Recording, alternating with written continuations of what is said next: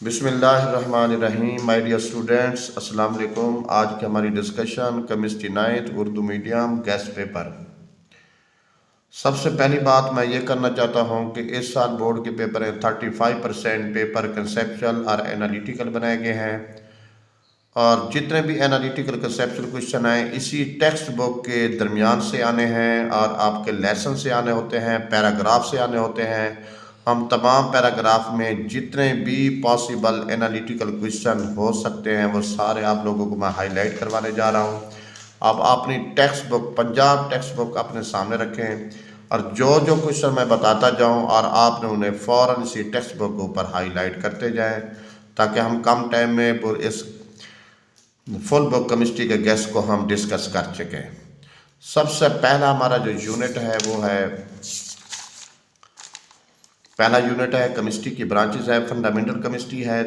जितने भी केमिस्ट्री की ब्रांचेस हैं इनमें जो इम्पॉर्टेंट ब्रांचेस हैं जो बोर्ड के पेपर में बार बार रिपीट हो चुकी हैं, वो सबसे पहले है कि ऑर्गेनिक केमिस्ट्री। तो ऑर्गेनिक केमिस्ट्री को आपने हर सूरत में इसका स्टेटमेंट कर लें और उसके बाद इसका स्कोप भी कर लें। ये देखें स्टूडेंट, यहाँ से लेकर यहाँ तक इसका ये स्कोप है और ये इसकी स्टेटमेंट है जिसमें कार्बन हाइड्रोजन के कंपाउंड का मुतालिया करना होता है। उसके बाद दूसरे नंबर पे जो बार बार पेपर में आ रहा है वो बायोकेमिस्ट्री और उसका स्कोप बहुत पूछा जाता है बायोकेमिस्ट्री का। तो बायोकेमिस्ट्री के स्कोप को आपने यहाँ से लिखना होता है, जिसमें लिविंग ऑर्गेनिज्म में जितने भी हमारे कार्बोहाइड्रेट हैं, प्रोटीन हैं, लिपिड्स होते हैं, जितने भी कंपाउंड होते हैं उनकी जो स्टडी की जाती है, उनका मेटाबॉलिज्म प्रोसेस को भारत जितने भी मुतालिया करते हैं, ये इसका स्कोप है, उसको हम कहते हैं बायोकेमिस्ट्री का स्कोप। ये स्कोप है स्टूडेंट्स, ये उसकी स्टेटमेंट है, यहाँ तक स्टेटमेंट है, ये उसका स्कोप है। उसके बाद तीसरे नंबर पे जो इम्पॉर्टेंट बात है वो है एनालिटिकल केमिस्ट्री। तो एनालिटिकल केमिस्ट्री की डेफिनेशन भी कर लें, जिसमें हम किसी भी कंपाउंड में एलिमेंट्स की पहचान करते हैं और उसका मास भी मालूम करते हैं और उसकी मिकदार भी मालूम करते हैं कि उस कंपाउंड में जो एलिमेंट है उसकी मास कितना है। तो एक होती है क्वालिटेटिव पहले नंबर पे, दूसरे नंबर पे की जाती है क्वांटिटेटिव। क्वालिटेटिव को आपने पहले लिखना होता है, क्वांटिटेटिव को बाद में करना होता है। तो इन दोनों में डिफरेंस बता देना है आप लोगों को। मैंने टॉपिक में समझाया था कि दोनों में डिफरेंस क्या होता है। तो एनालिटिकल केमिस्ट्री होगी, ऑर्गेनिक केमिस्ट्री होगी और बायोकेमिस्ट्री का स्कोप हो गया या बायोकेमिस्ट्री को। वैसे जितने भी इसकी ब्रांचेस हैं तो आप कोशिश करें कि उनकी स्टेटमेंट और उनके स्कोप, यानी लास्ट वाली दो लाइनों में तकरीबन स्कोप लिखे हुए हैं और फर्स्ट जो लाइन है वहाँ पर इसकी क्या है, डेफिनेशन है। तो ये तमाम जितने भी ब्रांचेज हैं करके जाए, केमिस्ट्री की डेफिनेशन भी दे के जाना है। और उनमें से ये तीन जो ब्रांचेस हैं जो मैंने अभी बताई हैं, ये तीन जो शाखें हैं ना केमिस्ट्री की, ये बहुत ज़्यादा इंपॉर्टेंट है, इनको हर सूरत में अच्छे तरीके से करके जाना है। उसके बाद ये होता है कि हमारे पास जो मैटर होता है, मादा होता है, कि उसकी खालिस चीज़ को क्या कहते हैं, ना खालिस को क्या कहते हैं। ना खालिस मिक्सचर होता है, खालिस क्या होता है, सब्सटेंस होता है जिसे शाय कहा जाता है। मिक्सचर की दो टाइप्स होती हैं, हेट्रो भी होते हैं, होमो भी होते हैं। इन दोनों में फ़र्क भी याद करके जाए। उसके बाद नेक्स्ट पेज में हम ये देखना चाहते हैं, एक ऑब्जेक्टिव पेपर में आती है। मैं साथ साथ ऑब्जेक्टिव भी कराता जा रहा हूँ, शॉर्ट भी कराता जा रहा हूँ, लॉन्ग आपको एंड भी बताऊँगा। अब देखें, ये 63 एलिमेंट्स दरियाफ्त हो चुके हैं 19वीं सदी में, और इस वक्त तक एलिमेंट्स की तादाद 118 तक है, बल्कि 120 तक हो चुके हैं। लेकिन आपकी बुक्स में 118 है तो आप 118 करें। उसके बाद ये जो एलिमेंट्स हैं इनकी जो परसेंटेज है, ख़ास तौर पे ये कोरा हवाई में एटमॉस्फेयर में जो लिखा खड़ा है नाइट्रोजन ऑक्सीजन की परसेंटेज को लाजमी दे के जाना है। उसके बाद कौन से दो एलिमेंट है जो लिक्विड फॉर्म में पाए जाते हैं। आपने कहना ब्रोमीन एक नॉन मेटल है, मरकरी एक मेटल है, ये माया हालत में होते हैं, ये दो एलिमेंट माया हालत। उसके बाद विलेंसी की यहाँ डेफिनेशन है। कंबाइनिंग कैपेसिटी क्या होती है कि एक एटम दूसरे एटम को कितने अपने साथ मिलाता है, उसे हम क्या कहते हैं, विलेंसी कहते हैं। तो विलेंसी की स्टेटमेंट ये तारीफ भी आपने ज़रूर करके जाना है। और सिंबल की डेफिनेशन और सिंबल से लिखने के फ़वाइद क्या होते हैं, फ़वाइद भी आपने याद करके जाने हैं, विलेंसी की तारीफ। उसके बाद नेक्स्ट पेज की तरफ आ जाए स्टूडेंट। आयरन की विलेंसी ऑब्जेक्टिव में पूछी जाती है कि फेरस में कितना होती है, फेरिक में कितना होती है। एक में 2 है, एक में 3 होती है, क्योंकि वेरिएबल विलेंसी। एक ऑब्जेक्टिव पूछी जाती है कि इनमें वाटर में और कार्बन डाइऑक्साइड में रेशो क्या होती है। ठीक है ना। बाल लिहाज मैथ्स के लिहाज से क्या रेशो होती है, तो जैसे ये है कार्बन डाइऑक्साइड में 8:3 की होती है और वाटर में क्या होती है 8:1 की होती है। बेशक आप कैलकुलेट भी कर लें, कैलकुलेट करने का तरीका आपको आता होगा। उसके बाद देखें कि इंपॉर्टेंट बात है कि रेत का फार्मूला क्या होता है, तो आपने कहना सिलिका होता है, SO2 होता है। कास्टिक सोडा का फार्मूला क्या होता है, सोडियम हाइड्रोक्साइड होता है। और क्वैकलाइन किसे कहते हैं, याद रखना है कैल्शियम ऑक्साइड, जिसे चूने का नाम भी दिया जाता है, इसे क्वैकलाइन का नाम देते हैं। ये 3 बातें आपने ज़रूर करके जाना है। ये एनालिटिकल क्वेश्चन यानी ऑब्जेक्टिव के तौर पर ये कंसेप्चुअल ऑब्जेक्टिव है, बहुत ज़्यादा पूछी जाती है। उसके बाद स्टूडेंट्स ये देखना होता है कि जो मिक्सचर है और उसकी सेपरेट करने के लिए जो फिज़िकल मेथड हैं, उसके जो जितने भी फिज़िकल तरीके हैं, मेथड है, मीनिंग है, वो कौन कौन से उनके नाम लिखे। तो आपने एक डिस्टिलेशन हो गया, फिल्ट्रेशन हो गया, एवापोरेशन हो गया, क्रिस्टलाइजेशन हो गया, ये सारे फिजिकल मेथड होते हैं जिससे हम इसको अलग कर सकते हैं किसी मिक्सचर को। तो इनके नाम ज़रूर याद करके जाना है, ये बाजू का इनके नाम पूछ लेता है। उसके बाद इंपॉर्टेंट बात ये होती है कि ये गैसोलीन और एस्करीन किसकी एग्जाम्पल है। आपने कहना होमोजीनियस मिक्सचर की है। चट्टान पूछे, लकड़ी पूछ ले और उसके बाद मट्टी के बारे, क्ले के बारे पूछे, तो आपने कहना ये हेट्रोजेनियस मिक्सचर होता है। ये हेट्रोजेनियस मिक्सचर की एग्जाम्पल है, ये होमोजीनियस मिक्सचर है। उसके बाद एक लॉन्ग क्वेश्चन आपको मैं बाद में बता देता हूँ। उसके बाद एटॉमिक नंबर और मास नंबर में क्या फ़र्क होता है, तो इनको स्टेटमेंट लाजमी करके जाए, बड़ी इजी स्टेटमेंट है।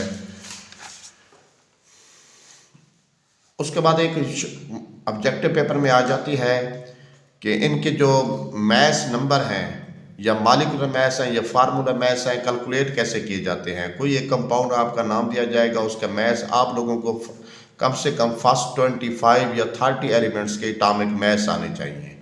जो भी कंपाउंड आ जाए, जो भी आयनिक कंपाउंड आ जाए या मॉलिक्यूलर फार्मूला आ जाए, तो तमाम एलिमेंट के मास को आपने क्या करना होता है, सम अप करना होता है, टोटल करके आपने उसका जवाब देना है। मोस्टली सल्फ्यूरिक एसिड और वाटर के बारे में पूछा जाता है कि इनका मास कितना बनता है। तो जैसे सल्फ्यूरिक एसिड का 98 है, वाटर का क्या है 18 होता है। उसके बाद एक और अब स्टेटमेंट आ जाती है कि रिलेटिव एटॉमिक मास क्या होता है और इसको एटॉमिक मास यूनिट क्या होता है। तो इन दोनों की स्टेटमेंट आपने करके जानी है। एटॉमिक मास यूनिट, ठीक है ना। 1/12 पार्ट ऑफ कार्बन, यानी कार्बन का जो 12वां हिस्सा है उसको यूनिट का नाम दिया जाता है। और इसे रिलेटिव क्यों कहते हैं, क्योंकि कार्बन से कंपेयर करके मास मालूम किए जाते हैं। तो ये इनकी तारीफ याद करके जानी है। ये ऑब्जेक्टिव है, बड़ी अहम है। 1 AMU कितने ग्राम के इक्वल होता है, तो ये है। अगर ग्राम को AMU में कन्वर्ट करना हो तो इसको जाके यहाँ पे डिवाइड कर लें। अगर AMU को ग्राम में कन्वर्ट करना हो तो ये इसके क्या होता है, इक्वल होता है। जैसे फॉर एग्जाम्पल वो कह दें कि मेरे पास 2 AMU है या 16 AMU है या 12 AMU है, तो उसके ग्राम कितने बनेंगे, आपने उसको इससे क्या कर देना होता है, मल्टीपल कर देना होता है। ये ऑब्जेक्ट बहुत वेरी वेरी इंपॉर्टेंट है और इनको भी साथ करते जाएं। प्रोटॉन, न्यूट्रॉन, इलेक्ट्रॉन का जो मास होता है ग्राम में क्या है, AMU में क्या है। लेकिन इसमें इंपॉर्टेंट बात यह है कि ग्राम कन्वर्ट इनटू AMU को कन्वर्ट करें किस में, ग्राम में। एक दूसरे में तब्दील कैसे किया जाता है। उसके बाद है केमिकल फार्मूला वाला क्वेश्चन है, how to write the chemical formula. ये बहुत इंपॉर्टेंट लॉन्ग क्वेश्चन है, याद करके जाना। मैं लिख देता हूँ, ये लॉन्ग क्वेश्चन है, ये उसकी इंपॉर्टेंस है, ये भी एज ए लॉन्ग के तौर पर करना है। एक और भी लॉन्ग है, तो ये वाला है जो कंपाउंड और मिक्सचर में एज ए लॉन्ग के तौर पर आता है। ये 3 क्वेश्चन वेरी वेरी इंपॉर्टेंट है, एक्सटेंसिव क्वेश्चन आते हैं, यानी इसे डिटेल से करके जाना है आपने। उसके बाद है एम्पेरिकल फार्मूले की डेफिनेशन और मॉलिक्यूलर फार्मूले की डेफिनेशन। और इसमें एक एनालिटिकल क्वेश्चन बनता है कि मॉलिक्यूलर फार्मूला कैलकुलेट कैसे कर सकते हैं। तो आपने कहना ये फार्मूला ध्यान में रखना है कि n multiple empirical formula, n को एम्पेरिकल फार्मूले से अगर मल्टीपल करें तो मॉलिक्यूलर फार्मूला कैलकुलेट कर सकते हैं। तो एक ऑब्जेक्टिव पेपर में आएगी कि जो ग्लूकोज का एम्पेरिकल फार्मूला कौन सा है और बेंजीन का एम्पेरिकल फार्मूला कौन सा है। तो ये ज़हन में रख के जाना है, ये आपकी ऑब्जेक्टिव आ सकती है। ग्लूकोज का एम्पेरिकल फार्मूला, क्योंकि ये उसका मॉलिक्यूलर फार्मूला, अगर इसको 6 पे डिवाइड करें तो ये रिजल्ट आ जाता है। तो ये ऑब्जेक्टिव जो मैं ख़ास तौर पर जो ऑब्जेक्टिव साथ साथ बता रहा हूँ, इनको आपने हर सूरत में आप हाईलाइट करते जाएं। अपनी टेक्स्ट बुक निकाल लें, आप हाईलाइट करते जाएं, ये बहुत इंपॉर्टेंट ऑब्जेक्टिव है। और शॉर्ट आंसर जो बता रहा हूँ इस टेक्स्ट बुक के दरमियान से आने हैं, वो यही वाले आने हैं। मॉलिक्यूलर मास फार्मूला मैथ्स के स्टेटमेंट बाज़ वक़्त पूछी जाती है। मोस्टली ये पूछा जाता है, मैंने पहले भी डिस्कस किया है कि कंपाउंड देगा उसका मैथ्स पूछेगा। जिस तरह CO2 का मैथ्स देके क्या है 44 है, और नाइट्रिक एसिड का मॉलिक्यूलर मास मालूम करें तो आप खुद मालूम कर सकते हैं। H का 1 है, नाइट्रोजन का 14 है, O3 का 48 है, इसको प्लस कर दें। ये देखिए स्टूडेंट्स ने प्लस करके रिजल्ट बताया कितना है, 63 होता है। तो आप लोगों को फर्स्ट 20 या 25 एलिमेंट्स के नाम और उनके एटॉमिक मास लाजमी आने चाहिए। इसी तरह इसका ये देखें, ये 174 किसका होता है, K2SO4 का होता है। K और SO4 को प्लस किया, उसने प्लस करके ये रिजल्ट निकाला है। तो ये रिजल्ट आपने, ये K2SO4 का मैस है और इनको रट्टे लगाने की ज़रूरत नहीं है, सिर्फ आप 25-30 एलिमेंट के मैस याद कर लें। उसके बाद एक इम्पॉर्टेंट बात पूछी जाती है कि केटाइन और इनाइन कैसे बनते हैं। तो आपने कहना है कि इसमें इलेक्ट्रॉन खारिज होते हैं, एक में इलेक्ट्रॉन क्या होते हैं, हासिल होते हैं। एक ऊपर नेगेटिव चार्ज होता है, दूसरे के ऊपर पॉजिटिव होता है। ये देखें इनाइन और केटाइन, यानी केटाइन और इनाइन में क्या डिफरेंस होता है। एक में इलेक्ट्रॉन ज़्यादा होते हैं, दूसरे में प्रोटॉन ज़्यादा होते हैं। एक में इलेक्ट्रॉन की डेफिशिएंसी होती है, अगर इलेक्ट्रॉन की डेफिशिएंसी हो जाए तो पॉजिटिव चार्ज हो जाता है, यानी प्रोटॉन बढ़ जाते हैं। अगर इलेक्ट्रॉन की एफिशिएंसी हो जाए, यानी इलेक्ट्रॉन ज़्यादा हो जाए, तो इसमें फिर उसके ऊपर अलग चार्ज कौन सा आ जाता है, नेगेटिव आ जाता है। तो इलेक्ट्रॉन का ज़्यादा होना नेगेटिव, इलेक्ट्रॉन का कम होना पॉजिटिव, क्योंकि प्रोटॉन ना लूज़ होते हैं ना गेन होते हैं, हमेशा इलेक्ट्रॉन ही लूज़ होते हैं, इलेक्ट्रॉन ही गेन होते हैं। तो उसकी वजह से इनको ऊपर चार्ज आता है। उसके बाद मालिक्यूल और मालिक्यूलर आयन में क्या डिफरेंस है, ये इंपॉर्टेंट शॉर्ट आंसर है, ये करके जाना है। इनमें क्या डिफरेंस होता है और मालिक्यूलर आयन बनते कैसे हैं, how can generate the molecular ion, molecular ion बनते कैसे हैं। तो आपने बताना होता है कि मालिक्यूलर आयन में से, मालिक्यूल में से अगर कोई इलेक्ट्रॉन लूज हो जाए या गेन हो जाए उसे मालिक्यूलर आयन कहते हैं। लेकिन ये याद रखना, एक ऑब्जेक्टिव पेपर में आई थी कि ज़्यादातर मालिक्यूलर आयन किस फॉर्म में होते हैं, तो आपने कहना पॉजिटिव फॉर्म में होते हैं। ये देखें, ये लिखा पड़ा है, ये कसरत से पाए जाते हैं। कीटैनिक मालिक्यूलर आयन की तादाद इनैनिक से ज़्यादा होती है। क्यों होती है, ये रीज़न चलो आप छोड़ दें, मैट्रिक में नहीं पूछी जाती, ये फर्स्ट ईयर में पूछा जाता है, FSC का क्वेश्चन है। लेकिन आप इतना याद रखना है कि किस मालिक्यूलर आयन की तादाद ज़्यादा होती है। तो आपने कहना है कीटैनिक मालिक्यूलर आयन की तादाद ज़्यादा होती है। फ्री रेडिकल को डिफाइन करें, ये देखें, ये फ्री रेडिकल की डेफिनेशन है। इक्वल होमोलाइटिक जो है ना, ये बराबर तरीके से तकसीम किए जाते हैं इलेक्ट्रॉन से। अब ये देखें, इस मालिक्यूल को जब लाइट पास की गई और ये मालिक्यूल जो है ना मसावियाना तकसीम हुआ। मसावियाना से तकसीम स्टूडेंट ये कहते हैं ना, ये क्लोरीन है, ये भी क्लोरीन है। ये इलेक्ट्रॉन यहाँ से तकसीम होगा, एक इलेक्ट्रॉन इधर शिफ्ट हो जाएगा, एक इधर हो जाएगा, क्योंकि ये इलेक्ट्रॉन भी ऑड नंबर में है, ये भी है, ये इसको ऊपर क्या आ जाएगा, फ्री फॉर्म में रहेगा। तो इसको बोलते हैं फ्री रेडिकल कहते हैं। यहाँ इसकी डिटेल लिखी खड़ी है। उसके बाद ये देखें मालिक्यूल की टाइप्स क्या है। तो मालिक्यूल की टाइप्स में सबसे इंपॉर्टेंट जो है ना ऑब्जेक्टिव पूछी जाती है। अब देखिए पेपर में आ जाए कि जिस तरह एक पेपर में आता है कि HCl क्या है, तो आप कहना डायटोमिक मालिक्यूल है। CO2 ट्राई है, ठीक है ना। O3 भी ट्राइटोमिक मालिक्यूल है। अगर सारे एक जैसे हैं तो इसका मतलब है होमो हो गए। अगर इनमें से डिफरेंट एटम मौजूद है, एलिमेंट मौजूद है, तो इसका मतलब क्या हो गया, हेटेरोएटॉमिक मालिक्यूल होंगे। तो उनमें एटम की तादाद को काउंट कर लिया करो, फिर उसके बाद आप उसकी टाइप्स का नाम बता सकते हो। ये ऑब्जेक्टिव पेपर में आती है। उसके बाद मोल की टाइप्स है, इंपॉर्टेंट लॉन्ग क्वेश्चन है। मोल की टाइप्स ये देखें, ग्राम एटॉम मास, ग्राम मॉलिक्यूलर मास, ग्राम फार्मूला मास, ग्राम आयनिक मास भी होता है, लेकिन आप ये तीनों टाइप याद कर लें। एटॉमिक मास एलिमेंट का होता है, मॉलिक्यूलर मास किसी सब्सटेंस का होता है, मॉलिक्यूल का होता है, फार्मूला मास किसी आयनिक कंपाउंड का होता है। तो एक मोल में जितने भी मैस होता है, चाहे वो किसी एटम का मैस हो, चाहे वो किसी मॉलिक्यूल का मैस हो, चाहे किसी फार्मूला का मैस हो, उसी को हम कहते हैं क्या कहते हैं, मोल कहते हैं। तो मोल का मतलब यही होता है, एक मोल में किसी भी एटम के तमाम जितने भी एलिमेंट मौजूद हैं उसका एटॉमिक मास, किसी भी मॉलिक्यूल में जितने एटम हैं उसका टोटल मास, किसी भी आयनिक कंपाउंड में जितने भी एटम हैं उसका कुल मास इज इक्वल टू क्या होता है, 1 मोल के बराबर होता है। तो ये देखें, ग्राम और gram atomic mass, gram molecular mass. ये देख लें स्टूडेंट्स, पानी का जो 1 मोल होता है वो 18 ग्राम के बराबर है, क्योंकि हमने इसके AMU को कन्वर्ट कर देना होता है ग्राम में। जब ग्राम में कन्वर्ट कर देते हैं तो वो मोल बन जाता है। मोल के इसका मतलब है जब तक हम ग्राम का वर्ड नहीं लगाएंगे तो उस वक्त ये मोल में कन्वर्ट नहीं होगा। एवोगैड्रोस नंबर क्या चीज़ है? ये आपने पार्टिकल बताने होते हैं, 1 मोल में कितने पार्टिकल होते हैं। वो पार्टिकल आपके एटम्स, आयंस या मालिक्यूल भी हो सकते हैं। एटम, आयंस या मालिक्यूल। जो 1 मोल में जो पार्टिकल हैं वो कांस्टेंट हैं, याद रखने ये हैं। जैसे मोल चेंज होते हैं वैसे पार्टिकल भी क्या हो जाते हैं, चेंज हो जाते हैं। तो आपसे एग्जामिनर क्वेश्चन पूछ सकता है कि किसी भी एटम के या मालिक्यूल के या किसी भी वो कंपाउंड के, वो आपसे क्या पूछ सकता है, पार्टिकल पूछे तो आपने Na से मल्टीपल कर देना होता है। किसको? मोल को। 1 मोल की वैल्यू क्या होती है, 6.02 10⁻23 होती है।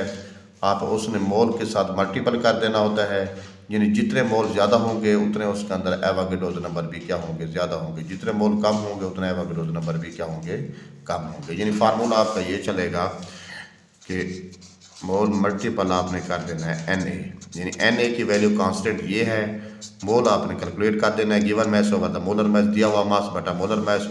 अगर आप मोल कैलकुलेट कर लेते हैं तो उसी को आप Na से मल्टीपल कर दें, बस वो आपके पास क्या आ जाएंगे, पार्टिकल आ जाएंगे। वो पार्टिकल एटम भी हो सकते हैं, आयंस भी हो सकते हैं, मालिक्यूल भी हो सकते हैं।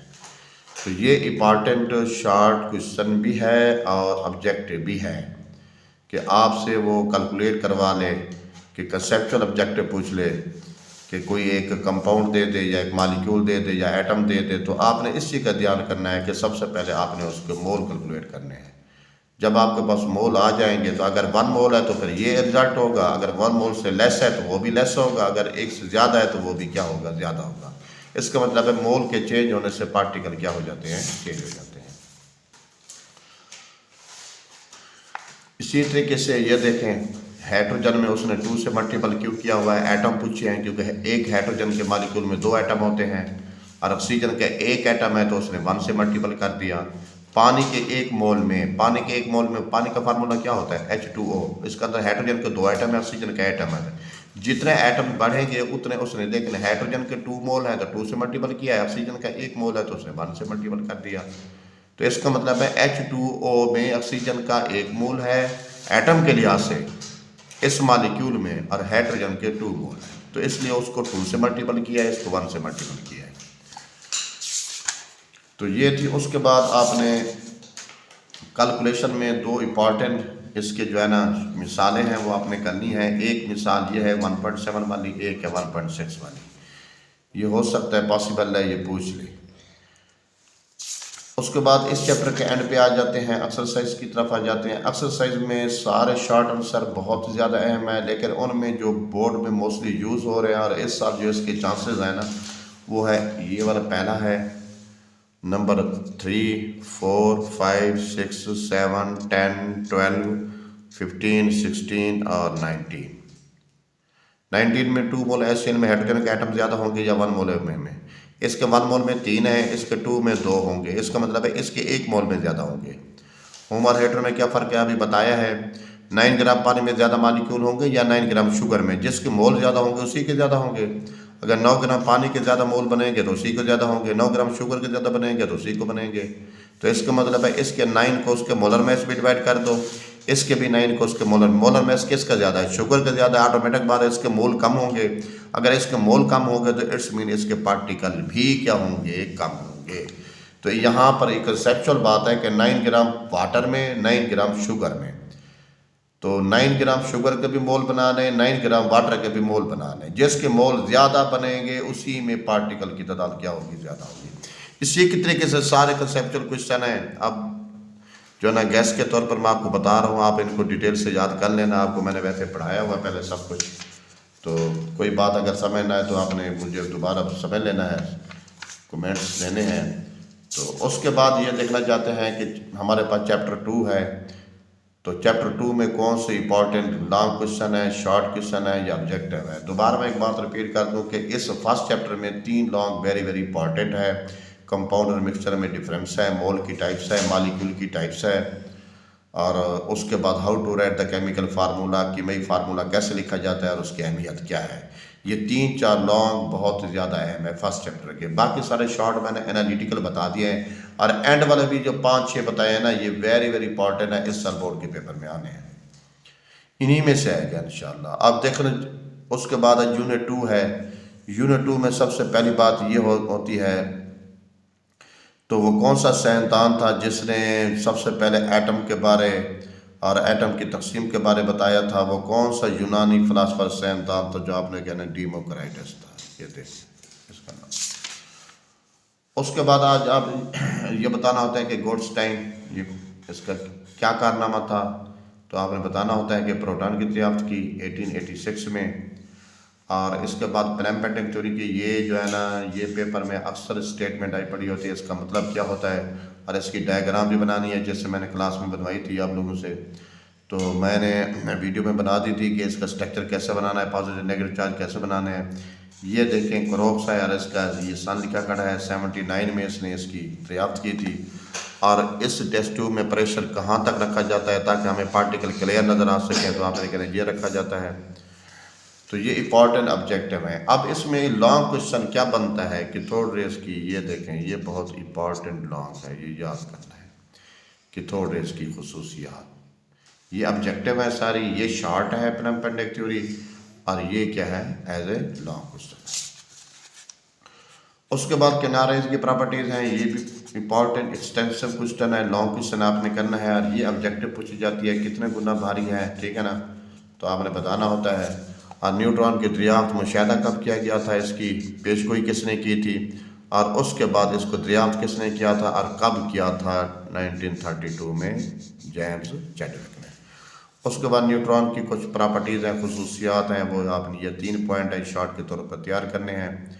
रदरफोर्ड एटॉमिक मॉडल में आ जाएं तो सबसे पहले वो जो पूछा जाता है कि इसमें किस मेटल का इस्तेमाल किया गया था, तो आपने कहना ओरियम को इस्तेमाल किया गया था, यानी गोल्ड को, सोने को इस्तेमाल किया गया था। कौन से पार्टिकल यहाँ पे पास कराए गए, तो आपने कहना है पॉजिटिव पार्टिकल थे, जिसको हम अल्फा पार्टिकल का नाम भी देते हैं। और ये ऑब्जर्वेशन है इसकी, इस ऑब्जर्वेशन में ये शॉर्ट बहुत ज़्यादा अहम है कि इसके ऑब्जर्वेशन हमने जब रदरफोर्ड एटॉमिक मॉडल यानी डिस्कवरी ऑफ न्यूक्लियस की गई थी कि उसकी ऑब्जर्वेशन क्या थी, ये थी, और ये उसके रिजल्ट है। ये result as a long question के तौर पर पूछे जाते हैं, ये इंपॉर्टेंट है। ये जो इसके डिफेक्ट्स हैं ये आपने हर सूरत में करने हैं, वेरी वेरी इंपॉर्टेंट हैं। और बोहर एटॉमिक मॉडल थ्योरी के जो पोस्टुलेट हैं ये आपने सारे करने हैं, ये भी बहुत ज़्यादा इंपॉर्टेंट लॉन्ग क्वेश्चन है। ये चौथा लॉन्ग क्वेश्चन मैं बता रहा हूँ। उसके बाद इनमें डिफरेंस कर लो, जब ये आप टॉपिक करोगे डिफरेंस ऑटोमेटिक हो जाएंगे। उसके बाद एक बात पूछी जाती है कि किसी भी ऑर्बिटल में या ऑर्बिट में एंगुलर मोमेंटम कैसे कैलकुलेट करते हैं। ये फार्मूला है, आपने याद रखना है। ये देखें NH/2 ठीक है ना। n को वेरिएबल है, बाकी तमाम वैल्यू क्या है, कांस्टेंट है। ये देखें सबकी वैल्यू लिखी करी है, h की वैल्यू भी है, सब की है। तो n एक वेरिएबल है, जो n बताए आपने उसी के साथ क्या कर देना है, मल्टीपल कर देना है। इलेक्ट्रॉनिक कन्फिगरेशन में सबसे पहले इलेक्ट्रॉनिक कन्फिगरेशन की स्टेटमेंट कर लें। तो इलेक्ट्रॉनिक कन्फिगरेशन किसे बोलते हैं, ये इसकी स्टेटमेंट है, ठीक है ना। एनर्जी की बुनियाद पर इसको जो है ना इलेक्ट्रॉन को तकसीम किया जाता है ऑर्बिटल और ऑर्बिट में। और उसके बाद एक इंपॉर्टेंट बात पूछी जाती है कि के शेल में कितने इलेक्ट्रॉन है, एल में कितने हैं, एम में कितने हैं, एन में कितने हैं। और एक और बात पूछी जाएगी कि के शेल में इलेक्ट्रॉन होते कितने हैं, के शेल के सब शेल कौन से हैं। तो आपने कहना उसका सब शेल 1 है, एल के सब शेल 2 हैं, एम के सब शेल 3 हैं, और एन के सब शेल क्या होते हैं, 4 होते हैं।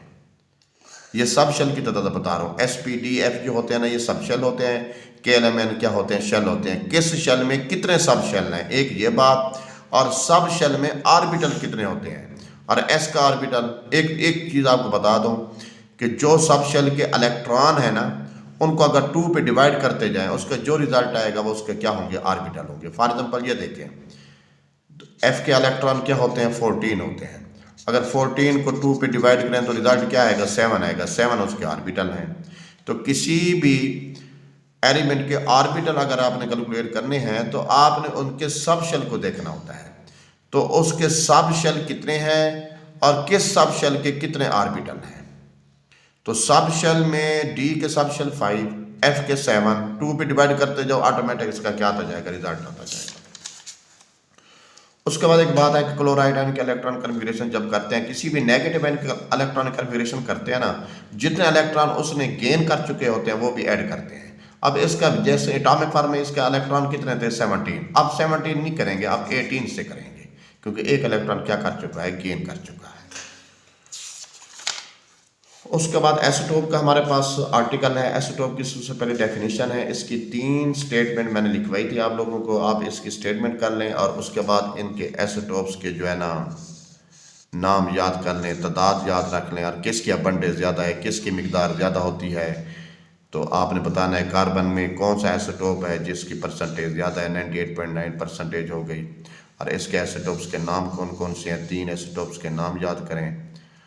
और उसके बाद क्लोरीन के 2 आइसोटोप्स होते हैं, यूरेनियम के 3 आइसोटोप हैं, इनमें किसके अबंडेंस ज़्यादा है, इसकी यूरेनियम 38 की ज़्यादा होती है। ये ऑब्जेक्टिव इंपॉर्टेंट है और ये लॉन्ग क्वेश्चन के तौर पर आपने तैयार करना है, एक्सटेंसिव क्वेश्चन है।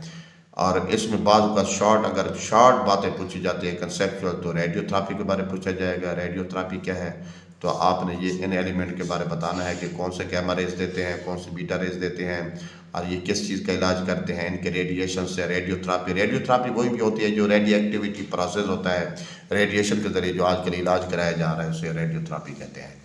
अच्छा, इसे तशखीस कैसे कर रहे हैं, ये देखो आयोडीन 131 से, ये इंपॉर्टेंट शॉर्ट आंसर है। और कार्बन डेटिंग क्या है, तो ये शॉर्ट आंसर भी आपने करना है।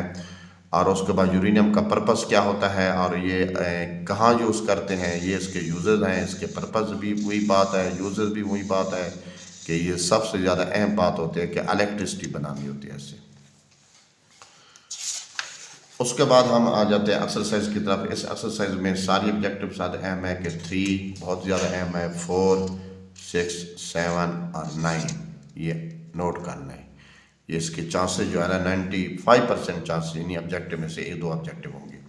अब ये देखें, ये जो शॉर्ट आंसर है 4 वाला कर लें, मैंने पहले भी करा दिया। शेल और सब शेल में क्या डिफरेंस होता है, यूरेनियम का क्या यूजेस है, ये क्वाटर कैसे की तशखीस की जाती है, और ये उसके नकाइस हैं रदरफोर्ड मॉडल के, मैंने पहले भी एनालिटिकल क्वेश्चन में बता दी हैं, ये दोबारा रिपीट कर रहा हूँ, इनको आपने अच्छे तरीके से करके जाना है। उसके बाद चैप्टर हमारा है 3। अब देखें इस चैप्टर के लॉन्ग क्वेश्चन कितने हो गए। एक सबसे पहले बात है कि थोड़े इसकी खसूसियात है, किनारे इसकी प्रॉपर्टी खसूसियात लिखनी होती हैं, और बोहर एटॉमिक मॉडल और रदरफोर्ड एटॉमिक मॉडल के डिफेक्ट, और उसके बाद आइसोटोप के क्या यूजेस यानी एप्लीकेशन। ये 4 लॉन्ग है इस चैप्टर के जो आपने तैयार करना है, वेरी वेरी इंपॉर्टेंट है। उसके बाद चैप्टर 3 ये लॉन्ग क्वेश्चन में शामिल नहीं है इस साल, ये शॉर्ट के तौर पर आता है पेपर में। तो इसमें जितने भी ये देखें, ये डब्राइनर है और न्यूलैंड ऑक्टेव हो गया, मेडलीफ मॉडर्न पीरियोडिक लॉ हो गया, ये सब की स्टेटमेंट आपने करनी है, चारों की करनी है, चारों में से एक पेपर में हर साल आती है। तो उसके बाद ये 1932 में ये देखने मुजरे साइंस टेस्ट ने मॉडर्न पीरियोडिक लॉ के बारे में बताया था। मॉडर्न पीरियोडिक लॉ की जो बुनियाद है वो एटॉमिक नंबर है, और उससे पहले जितनी भी टेबल बनाई गई है वो सारी एटॉमिक मैथ्स हैं। यानी एटॉमिक नंबर के बारे डिस्कशन 1913 में हुई है, 1913 से हुई है, ये याद रखना है। 1913 से जितने भी बातें हैं एटॉमिक मैथ्स की बुनियाद पर हैं, क्योंकि उससे पहले एटॉमिक नंबर के बारे कोई मालूमात नहीं थी। ग्रुप और पीरियड में क्या डिफरेंस होता है ये भी याद रखना है, ग्रुप और पीरियड में क्या डिफरेंस है। उसके बाद हम ये डिस्कस करते हैं कि किस पीरियड में कितने एलिमेंट्स होते हैं, कौन सा शॉर्ट पीरियड है, कौन सा नॉर्मल है, कौन सा जो लॉन्ग पीरियड है, ये सारी बातें आपने पेपर में पूछी जाती हैं। तो दोबारा बात आ गई है, ग्रुप को डिफाइन करें और पीरियड को डिफाइन करें। हॉरिजॉन्टल लाइन होती है और वर्टिकल जो कॉलम होते हैं, इस तरह के जो स्टेटमेंट है, यानी कॉलम अमूदी कॉलम को हम ग्रुप का नाम देते हैं। और कितने ग्रुप हैं, 18 ग्रुप होते हैं पीरियोडिक टेबल में, ये देखें। उनमें से ये नॉर्मल है और ये क्या है, ट्रांजिशन है। ये नॉर्मल है, ये 2 और ये 6 नॉर्मल है, और ये 3 से लेकर ये 12 तक क्या है, ट्रांजिशन एलिमेंट्स हैं, क्योंकि इसमें डी ब्लॉक भी शामिल है और एफ ब्लॉक भी क्या है शामिल। 4 ब्लॉक टोटल होते हैं। ये ऑब्जेक्टिव पेपर में आ जाए तो कितने ब्लॉक होते हैं, तो आपने कहना 4 ब्लॉक होते हैं। ये देखें, ये ब्लॉक के नाम भी लिखे पड़े हैं, ये ब्लॉक।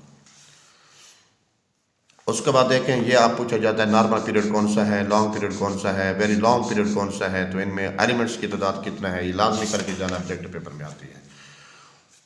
उसके बाद ये टेस्ट योरसेल्फ में ये सारी बातें जो यहाँ लिखी करी सारी वही बातें उसने पूछी हैं, लेकिन इसमें इंपॉर्टेंट 2 बातें बहुत ज़्यादा पूछता है, ये नंबर 9 और नंबर ये एलिमेंट्स को ग्रुप में तरतीब देने की वजह क्या थी। ये बहुत एनालिटिकल क्वेश्चन है, कंसेप्चुअल है, बहुत ज़्यादा अहम है। ग्रुप से क्या मुराद है, पीरियोडिक टेबल में ग्रुप से क्या मुराद है, और उसके बाद इनमें से एक चीज़ पूछ लेता है कि लेंथनेट एक्टिनेट सीरीज में क्या फ़र्क होता है। तो ये दो क्वेश्चन भी आपने करके जाना है। इन दोनों में फ़र्क क्या होता है तो इनकी स्टेटमेंट यहाँ से करके जानी है।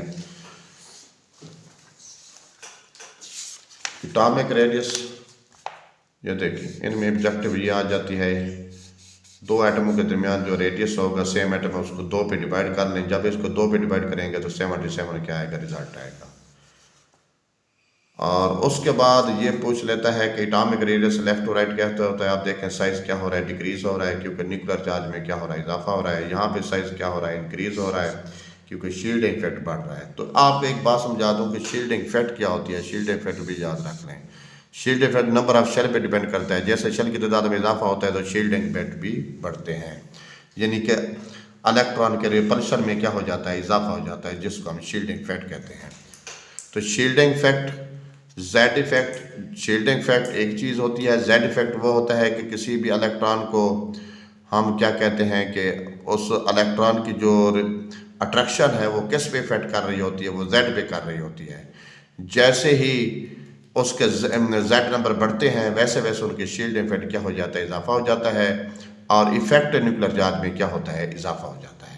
तो उसको बोला जाता है जेड इफेक्ट, यानी Z effect mean atomic number की वजह से उनके ऊपर क्या पड़ता है, यानी एटॉमिक नंबर चेंज होने से जैसे जैसे हम ग्रुप में ऊपर से नीचे आते हैं एटॉमिक नंबर चेंज होते हैं, वैसे वैसे इनके शेल भी क्या होते हैं, चेंज होते हैं। शेल चेंज होते हैं तो अंदर वाले शेल भी चेंज होते हैं। अंदर वाले जो शेल हैं जिसको इंटर शेल कहते हैं, उसकी वजह से जो रिपल्शन होती है उसे शील्ड इफेक्ट का नाम देते हैं। अब देखो ये इसका शील्ड इफेक्ट ज़्यादा होगा क्योंकि इसके नंबर ऑफ शेल क्या है, ज़्यादा है, और इसके शेल की तादाद है 3, इसका शील्ड इफेक्ट क्या होगा, कम होगा। उसके बाद आयोनाइजेशन एनर्जी की तरफ आ जाए। आयोनाइजेशन एनर्जी में ये ऑब्जेक्टिव पूछी जाती है, सोडियम की आयोनाइजेशन एनर्जी कितना होती है। इलेक्ट्रॉन को लूज करने के लिए जितना एनर्जी दी जाती है उसे आयोनाइजेशन एनर्जी कहते हैं। और ionization energy from top to bottom क्या हो रही है, ये देखें डिक्रीज हो रही है। सबसे कम पहले ग्रुप में किसकी है, सीजियम की है, 377 है किलो जूल पर मोल है। ये देखें लेफ्ट और राइट क्या हो रहा है, इंक्रीज हो रहे हैं, क्योंकि न्यूक्लियर चार्ज में क्या हो रहा है, इजाफा हो रहा है।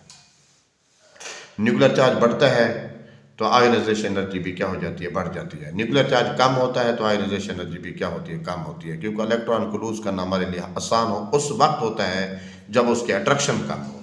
इसी तरह इलेक्ट्रॉन एफिनिटी है, ये इलेक्ट्रॉन एफिनिटी फ्लोरीन की पूछी जाती है, कितना है, ये ऑब्जेक्ट बता रहा हूँ सारे, और इसकी स्टेटमेंट करके जाना है और इसका ट्रेंड भी करके जाना है। ये सब जितने टॉपिक है ना एंड वाले, रेडियस के बारे में, आयोनाइजेशन एनर्जी है, इलेक्ट्रॉन एफिनिटी है, इनकी ट्रेंड यानी रुझान, ग्रुप में क्या रुझान है, पीरियड में क्या रुझान है, और इनकी तारीफ क्या है।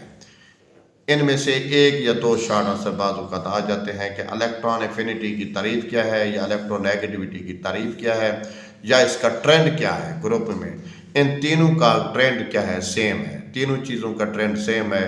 फ्रॉम टॉप टू बॉटम ये क्या होती हैं, इंक्रीज होती हैं। लेफ्ट टू राइट क्या होती हैं, फ्रॉम टॉप टू बॉटम क्या होती हैं, डिक्रीज होती हैं। लेफ्ट टू राइट क्या होती हैं, इंक्रीज होती हैं। चाहे वो आयोनाइजेशन एनर्जी हो, चाहे वो इलेक्ट्रॉन एफिनिटी हो, चाहे वो इलेक्ट्रोनेगेटिविटी हो, इनका ट्रेंड तीनों का क्या है, सेम। और ये सबसे ज़्यादा इलेक्ट्रोनेगेटिव वैल्यूज किसकी है और सबसे लेस किसकी होती है, पहले पीरियड में, दूसरे पीरियड में सॉरी। तो आपने ये वैल्यू याद करके जाना है। याद रखना है कि इनमें से कोई वैल्यू भी आपसे पूछ सकता है, इलेक्ट्रॉन एफिनिटी पूछे, लेकिन कोशिश करना है कि जो फर्स्ट एलिमेंट होता है, लास्ट एलिमेंट होता है, उनकी आयोनाइजेशन एनर्जी, उनकी इलेक्ट्रोनेगेटिविटी, उनकी जो है ना इलेक्ट्रॉन एफिनिटी आपने देख के जाना है वैल्यूज। कोई ऑब्जेक्टिव भी पूछ सकता है। उसके बाद ये आगे खोतिश की सवाल में जितने भी हैं इनमें से आप बाकी नहीं कर सकते। तो ये 7 और ये 9 ये आपने हर सूरत में करके जाना है और बहुत अच्छे तरीके से करके जाना है कि ये इंपॉर्टेंट शॉर्ट आंसर है दोनों, और बाकी भी आपसे आसानी से हो जाएंगे। जितने मैंने अभी दरमियान में मैंने आप लोगों को हाईलाइट कर दी, अगर वो सारे तैयार कर लें तो ये सारे आपसे हो जाएंगे। ये किस एलिमेंट की दूसरी आयोनाइजेशन एनर्जी पहले से ज़्यादा होती है, तो आपने कहना है दूसरी आयोनाइजेशन एनर्जी क्यों ज़्यादा होती है। जिस मिनीशियम की एग्जांपल देते हैं, दूसरी आयोनाइजेशन एनर्जी क्यों ज़्यादा है, पहली क्यों कम है, तो वो सारी रीज़न जो है ना मैं समझा चुका हूँ। तो उसमें आपने देखना होता है कि दूसरा इलेक्ट्रॉन, किसी एटम में से इलेक्ट्रॉन को निकालना आसान होता है, किसी आयन में से इलेक्ट्रॉन को निकालना थोड़ा सा क्या होता है, मुश्किल होता है, क्योंकि ऑलरेडी उसके ऊपर क्या होता है, प्रोटॉन ज़्यादा हो चुके होते हैं, अट्रैक्शन में क्या हो चुका होता है, इजाफा हो चुका होता है। इसलिए मैग्नीशियम की दूसरी आयोनाइजेशन एनर्जी मैंने लिखवाई थी 1400 कुछ होती है, 50 होती है, और फर्स्ट आयोनाइजेशन एनर्जी उसकी 700 तक होती है। उसके बाद ये आगे शॉर्ट आंसर, सॉरी ये शॉर्ट आंसर हैं, इनमें से मैंने जो टेक किए हुए हैं इनको अच्छी तरीके से करें। 1 हो गया, 4 हो गया, 3, 6 और 8। वैसे ये 9 है, 9 के 9 कर लें, ज़्यादा अच्छी बात है। ऑब्जेक्टिव आपने वैसे सारी करनी होती है, तो इस चैप्टर में लॉन्ग क्वेश्चन कोई नहीं करना, शार्ट करने हैं और मरूजी करनी है, ऑब्जेक्टिव करनी है, वो मैंने आपको बता दिया। अब चैप्टर हमारे पास यूनिट नंबर 4 है कि इसको देखते हैं, इसमें इंपॉर्टेंट बातें क्या है। सबसे पहली बात है कि ऑक्टेट ग्रुप में क्या डिफरेंस होता है, ऑक्टेट ग्रुप में क्या फ़र्क होता है, और एटम जब बॉन्ड बनाते हैं तो उसके लिए कौन सी शराइत होती हैं, कौन से 3 रूल होते हैं, कैसे वो बॉन्ड दूसरे एटम के साथ बना सकते हैं। तो ये 3 बातें आपने याद करके जाना है। उसके बाद केमिकल बॉन्ड की डेफिनेशन है, तो इसको डिफ़ाइन करके जाना है। डिफ़ाइन करना है कि दूसरे एटम के साथ ये बॉन्ड क्यों बनाते हैं, उसकी रीज़न क्या होती है, और एनिक बॉन्ड क्या होता है, इसकी स्टेटमेंट। बल्कि ये तीनों बॉन्ड आप एज ए लॉन्ग क्वेश्चन के तौर पर आपने लाजमी हिस्सा करके जाएं। इनमें ज़्यादातर जो चांसेस है ना इस दफ़ा वो है आयनिक बॉन्ड और डेटिव कोवेलेंट बॉन्ड, लेकिन आप ये तीनों बॉन्ड करके जाएं, कोवेलेंट बॉन्ड की टाइप्स भी करके जाएं, आयनिक बॉन्ड की ये वाली एग्जांपल भी करके जाएं, और एज ए लॉन्ग क्वेश्चन के तौर पे करके जाना है, मुकम्मल इनको करके जाएं।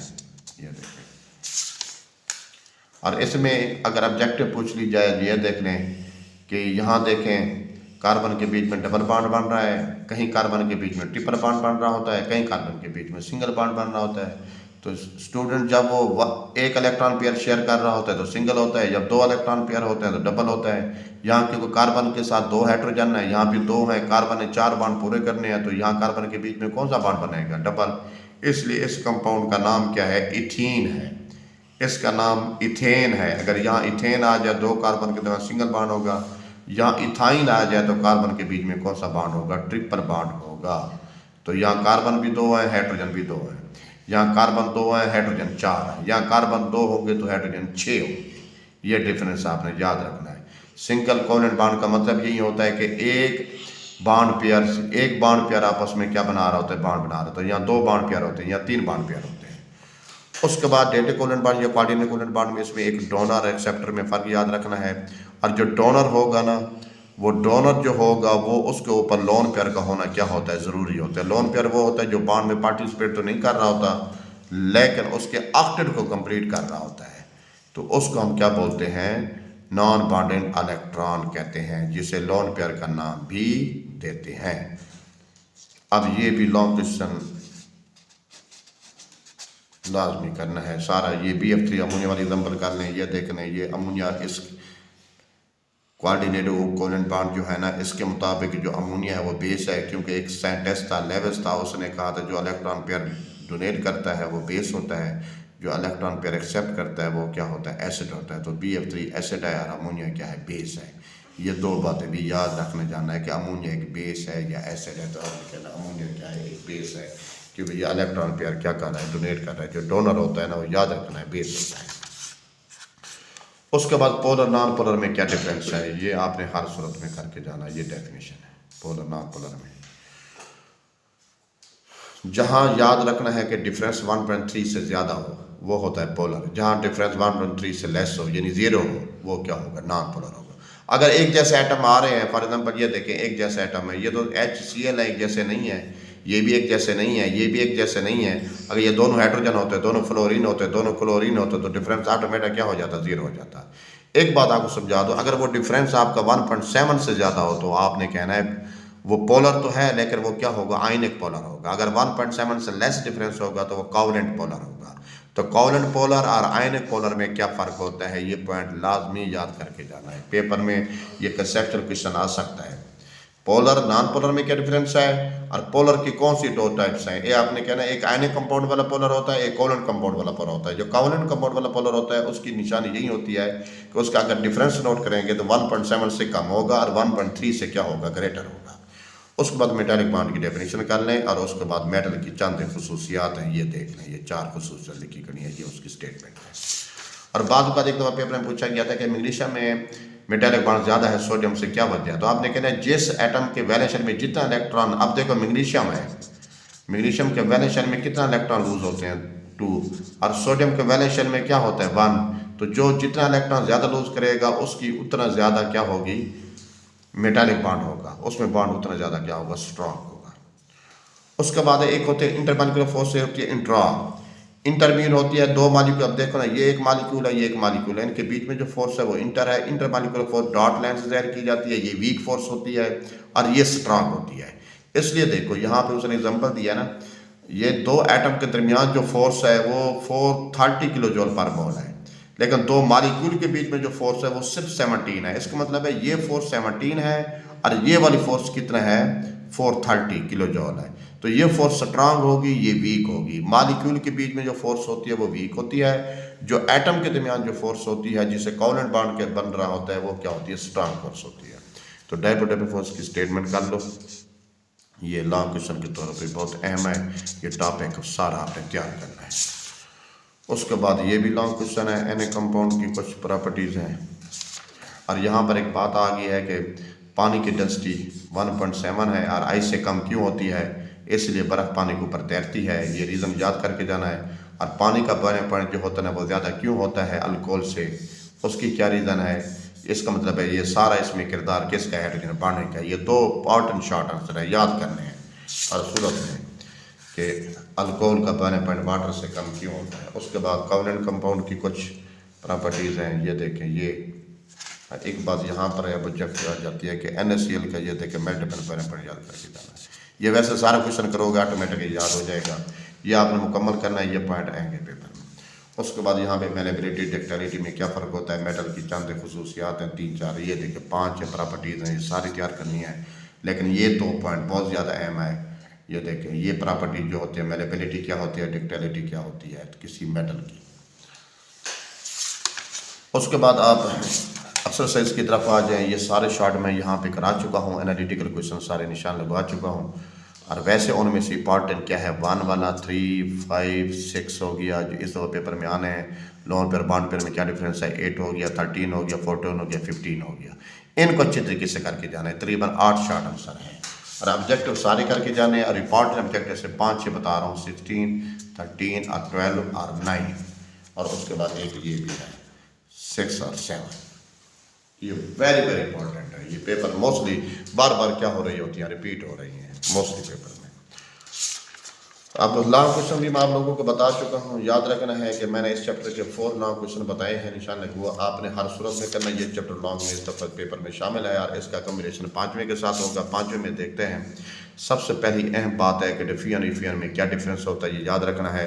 और ये यूनिट सारे तैयार करने हैं कि किस यूनिट में कौन सा यूनिट किसके बराबर होते हैं, कैसे इक्वल होते हैं। ये एक वैल्यूज़ होती हैं, कितने जो है ना CM mmHg के बराबर है, 1 ATM में कितने पास्कल होते हैं, 1 टार में कितने, ये सारा कुछ यहाँ पे यूनिट लिखे गए तैयार करके जाना है। और उसके बाद ऐसा यूनिट को याद रखने जाना है, वो क्या होता है जिसको पास्कल के बारे, पास्कल ने जिसके बारे बताया था। पास्कल एक सेंटेंस का नाम है और न्यूटन पर स्क्वायर मीटर इसका क्या होता है, यूनिट होता है। तो ये और ये बात लाजमी करके जानी है, यूनिट। उसके बाद अहम बात यह है कि ठंडा होने पर गैस की डेंसिटी कम क्यों हो जाती है, डेंसिटी कम क्यों होती है। तो ठंडा होने पर गैस की डेंसिटी कम क्यों होती है, उसकी क्या रीज़न है। और गैस की डेंसिटी जो है ना, और माया की डेंसिटी को ग्राम सेंटीमीटर क्यूब से ज़ाहिर करते हैं और गैस की डेंसिटी को ग्राम डेसीमीटर क्यूब से ज़ाहिर करते हैं। यहाँ पे तकरीबन 1000 का फ़र्क है स्टूडेंट्स।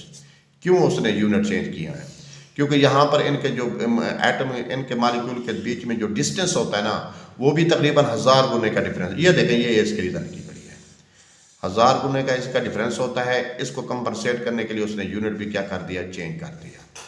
तो याद रखना एक बात है कि ऑक्सीजन की डेंसिटी 20 सेंटीग्रेड पर ये लिखी गई है 1.4 है और 0 सेंटीग्रेड पर 1.5 है। इसका मतलब है जैसे टेम्परेचर डिक्रीज होता है तो डेंसिटी क्या हो जाती है, बढ़ जाती है। तो ठंडा होने पर गैस की डेंसिटी कम क्यों होती है, तो याद रखना ठंडा होने पर गैस की डेंसिटी कम नहीं होती बल्कि क्या होती है, बढ़ती है। तो यहाँ पर उसने सवाल ये गलत किया गया है, तो इसको सही कर दें। जैसे टेम्परेचर डिक्रीज होगा तो उसकी डेंसिटी बढ़ेगी, क्योंकि वॉल्यूम तो कम होगा तो ऑटोमेटिक बाद उसकी डेंसिटी में क्या होगा, इजाफा होगा। तो इस शॉर्ट को आप सही कर लें। उसके बाद है 1662 में ये जो है ना बॉयज़ जो लॉ है, वैसे ये लॉन्ग क्वेश्चन है, ये बहुत ज़्यादा है, ये करें। और उसका तजर्बा है, ये आपको मैंने समझा दिया था अच्छे तरीके से। और ये देखें PV का फार्मूला अप्लाई करते हुए, ये देखें ये कांस्टेंट वैल्यू आ रही है। पी को वी से मल्टीपल करता जा रहा है और ये वैल्यू क्या आ रही है, कांस्टेंट आ रही है। तो ये इसकी स्टेटमेंट है, ये इसका एक्सपेरिमेंटल वेरिफिकेशन है। उसके बाद हम आ जाते हैं कि जो नॉर्मल ब्लड प्रेशर होता है उसकी वैल्यू याद कर लें। बाज़ वक़्त क्या होता है कि कितना होता है, और उसके बाद जो नॉर्मल नहीं होता है हाइपरटेंशन की वजह से हो जाता है तो वो कितने तक हो सकता है, तो ये वैल्यूज़ है। उसके बाद है 5.1, ये एक तो पिछले साल भी ऐसा बात जो है ना 10th क्लास में जो है ना एक बाजू का तो वो एग्जाम्पल पुट कर देता है, किसी चैप्टर को लॉन्ग नहीं देता, उसकी जगह पे एग्जाम्पल देता है। तो 5.1 और 5.2 को आपने अच्छे तरीके से करके जाना है। ये दोनों जो लॉ आपने पढ़े हैं ना, बॉयज़ लॉ, चार्ल्स लॉ के मुताबिक उसके फार्मूला अप्लाई किया गया है और उसमें अप्लाई करने के बाद उसने यहाँ पर प्रेशर नोट किया है और यहाँ पर उसने वॉल्यूम नोट किया है। तो ईजी है, इनकी वैल्यू पुट करनी है। और एक बात आपको फिर दोबारा समझा दूँ कि एब्सोल्यूट टेम्परेचर स्केल यानी कि बॉयज़ लॉ और चार्ल्स लॉ के जितने न्यूमेरिकल हैं आपने करके जाना है। ये बॉयज़ लॉ के हैं, चार्ल्स लॉ के आगे होंगे। ये देखिए 5.3 है, ये भी करके जाना है। अच्छा, इस चार्ल्स लॉ में आपने एक बात और करनी है कि एब्सोल्यूट ज़ीरो टेम्परेचर यानी केल्विन को यूज़ करना होता है। उसने ये टेम्परेचर मेजर जो हम करते होते हैं ना, वो तो करते हैं सेंटीग्रेड में, आपने उसको केल्विन में चेंज ज़रूर करना है। जब तक केल्विन में चेंज नहीं करेंगे ना, फार्मूला जो आप लगाएंगे ना वो V/T का, तो इसको रेशो इक्वल नहीं आएगी। इसका मतलब है 25 सेंटीग्रेड के केल्विन बना लें और इधर 100 सेंटीग्रेड में क्या बना लें, केल्विन में चेंज करते हैं। जब इसको 273 इसके अंदर प्लस करेंगे, फिर V की वैल्यू को T पे डिवाइड करेंगे, फिर इसकी रेशो क्या होगी, सेम होगी। ये पॉइंट नोट कर लें। आपने जो मेजर करना होता है ना, हमारा जो डिग्री होता है वो तो होता है सेल्सियस टेम्परेचर होता है, लेकिन 273 उसके अंदर क्या करना पड़ता है, प्लस करना पड़ता है। अगर हाँ केल्विन को सेंटीग्रेड अगर चेंज करें तो फिर 273 क्या करेंगे, माइनस करेंगे। तो ये दो न्यूमेरिकल और ये एक्सपेरिमेंटल वेरिफिकेशन भी करके जाना है, स्टेटमेंट भी करके जाना है। ये सन भी आपने ऑब्जेक्टिव के तौर पर याद करके जाना है। 1787 में ये लॉ पेश किया गया था। उसके बाद एवापोरेशन और टॉपिक की तरफ आते हैं, बहुत ज़्यादा इंपॉर्टेंट। हाँ, ये एक शॉर्ट है, बहुत ज़्यादा अहम है। ये 4 और 5 वाला टिक कर दो। 4 और 5 केल्विन स्केल मनफी टेम्परेचर ज़ाहिर क्यों करता है? क्या केल्विन स्केल मनफी टेम्परेचर ज़ाहिर करता है? तो आपने कहना नहीं कर सकता। क्यों नहीं कर सकता? केल्विन 0 तक होता है, उसके बाद हम इसकी कोई मेजरमेंट नहीं कर सकते, क्योंकि ये हमारा एक हाइपोथेटिकल टेम्परेचर होता है, यानी कि जिस पर तमाम जो गैसेस होते हैं लिक्विड में चेंज हो जाती हैं, इसलिए मनफी टेम्परेचर ज़ाहिर नहीं करता। ये रीज़न है। क्या गैस को फैलने दिया जाए तो इसके टेम्परेचर का क्या असर होगा? तो इस लॉ के मुताबिक इसका जवाब देना है। तो इन दो को अच्छे एब्सोल्यूट ज़ीरो की डेफिनेशन भी करके जानी है, जिस पर गैस का वॉल्यूम क्या हो जाता है, ज़ीरो हो जाता है। क्यों ज़ीरो हो जाता है, यानी कि 0 केल्विन पर टेम्परेचर क्यों ज़ीरो हो जाता है, यानी वॉल्यूम क्यों ज़ीरो हो जाता है? तो जब वो लिक्विड में चेंज हो जाएंगे तो वॉल्यूम क्या हो जाएगा, 0 हो जाएगा गैस का। तो आपने ये तीनों शॉर्ट आंसर करके जाना है। फिर दोबारा बता दूँ, 3, 4, 5 इंपॉर्टेंट। एवापोरेशन की डेफिनेशन और कौन सा प्रोसेस होता है, आपने कहना एंडोथर्मिक होता है और वाटर की वैल्यूज लिखी गई है, ये याद करके जाना है। कूलिंग क्यों होती है, इसकी रीज़न बतानी है और सतही रकबे के साथ इसका क्या ताल्लुक है। ये 3 बातें एवापोरेशन से करके जाना है। वैसे ये पूरा आर्टिकल करें, ये बहुत इंपॉर्टेंट है। इसके फैक्टर अक्सर पेपर में पूछे जाते हैं। इसके फैक्टर और इसके फैक्टर, दोनों के फैक्टर कर लें। ये 2 लॉ हो गए और ये 2 फैक्टर हो गए। ये लॉन्ग क्वेश्चन है आपके, यानी एवापोरेशन के फैक्टर्स और वेपर प्रेशर के फैक्टर, उधर से बॉयज़ लॉ, चार्ल्स लॉ, ये दोनों इंपॉर्टेंट लॉ हैं। उसके बाद ऑब्जेक्टिव में ये बात पूछी जाएगी कंसेप्चुअल के तौर पर कि 0 सेंटीग्रेड पर वेपर प्रेशर वाटर का कितना होता है, तो आपने बताना होता है 20 पे कितना होता है, और ये 100 पे कितना। आप 100, 0 और 20 पे ये 3 वैल्यू याद कर लें। मोस्टली यही पूछी जाती हैं, 0, 20 और 100 पे वाटर का वेपर प्रेशर। ये तो टेम्परेचर इंक्रीज करने से वेपर प्रेशर भी क्या होगा, इंक्रीज होगा। यहाँ एक बात है कि ये है डिकेन हमारे पास और ये है हेक्सेन। तो वो कहता है कि इनमें मालिक्यूल का साइज़ का फ़र्क है, क्या इनका वेपर प्रेशर भी चेंज होगा? तो आपने कहना हाँ चेंज होगा। ये डिकेन है, ठीक है ना, ये बड़े साइज़ का मालिक्यूल है, ये छोटे साइज़ का मालिक्यूल है। बड़े साइज़ के मालिक्यूल में जितना भी मालिक्यूल का साइज़ बढ़ता है वैसे वैसे इनका वेपर प्रेशर क्या होता है, लो होता है, क्योंकि इंटरमालिक्यूलर फोर्स में क्या हो जाता है, इजाफा हो जाता है। तो इसका मतलब इनका साइज़ का फ़र्क होता है। तो आपने ये कर लेना, ये लाजमी कर लेना है। बॉइलिंग पॉइंट की डेफिनेशन पिछले साल भी ये टॉपिक आर्टिकल आ गया था, right note on the boiling point. Boiling point ये लॉन्ग क्वेश्चन के तौर पर तैयार करके जाएँ, इस दफ़ा फिर दोबारा इसके चांसेस हैं, लेकिन उसमें ये टेबल लाजमी बनानी है। अगर ये सारा क्वेश्चन नहीं कर सकते ना, इसकी डेफिनेशन भी कर लो और इसका ये टेबल भी नोट कर लो, इसमें ऑब्जेक्टिव पेपर में आ जाती है। ये देखो, ये है इसका बॉइलिंग पॉइंट है ईथर का, ये अल्कोहल का बॉइलिंग पॉइंट है, ये वाटर का है। इनका फ़र्क क्यों है? क्योंकि इंटरनल वेपर प्रेशर का फ़र्क है। जिसके देखो ना, वेपर प्रेशर बॉइलिंग पॉइंट के इन्वर्सली प्रोपोर्शनल होता है। जिसके जितने वेपर ज़्यादा बनते हैं उतने उसका क्या होता है, बॉइलिंग पॉइंट लेस हो जाता है। ये उसकी वैल्यूज लिखी गई है। ये सारी डिफ्यूजन मैंने पहले भी बता दिया, वाटर का और गैस का डिफ्यूजन एक जैसा होता है, स्टेटमेंट एक जैसी होती है। उसके बाद देखना है कि एयर की डेंसिटी कितनी है, याद करके जाओ। और केरोसिन ऑयल पानी के ऊपर क्यों तैरता है, तो वाज़ेह बात है कि इसकी डेंसिटी का फ़र्क होगा। ये दो बातें याद करके जाओ। अमार्फस सॉलिड और क्रिस्टलाइन सॉलिड में क्या फ़र्क होता है, ये बात तो लाजमी करके जाओ। क्रिस्टलाइन सॉलिड का टेम्परेचर क्यों ज़्यादा होता है, बॉइलिंग पॉइंट यानी कि, और उसका क्यों कम होता है, मेल्टिंग पॉइंट। मेल्टिंग पॉइंट हो या बॉइलिंग पॉइंट हो, तो आपने कहना है ये शेपलेस, ये शेप इनकी स्पेसिफिक होती है, उनकी शेप नहीं होती, वो इर्रेगुलर होते हैं, इसलिए इनकी अट्रैक्शन ज़्यादा होती है, उनकी अट्रैक्शन क्या होती है, कम होती है। एलोट्रॉपी की डेफिनेशन भी करके जाना है, और ये एलोट्रॉपिक कुछ एग्जाम्पल हैं, ये आपने देखे जाना ऑब्जेक्ट में होते हैं। और कौन कौन सी एलोट्रॉपिक फार्म हैं, ये कौन कौन सी शक्लों में पाए जाते हैं। रोमिक का माने कि ये देखें 96 से पहले ये क्या होगा, रोमिक होगा। 96 के बाद क्या होगा, रोमिक। ये 250 से पहले सफ़ेद होगा, उसके बाद क्या होगा, सुर्ख होगा। ये 13 सेंटीग्रेड से पहले सुरमई होगा, यानी क्यूबिक शेप में होगा, उसके बाद किस में होगा, टेट्रागोनल होगा।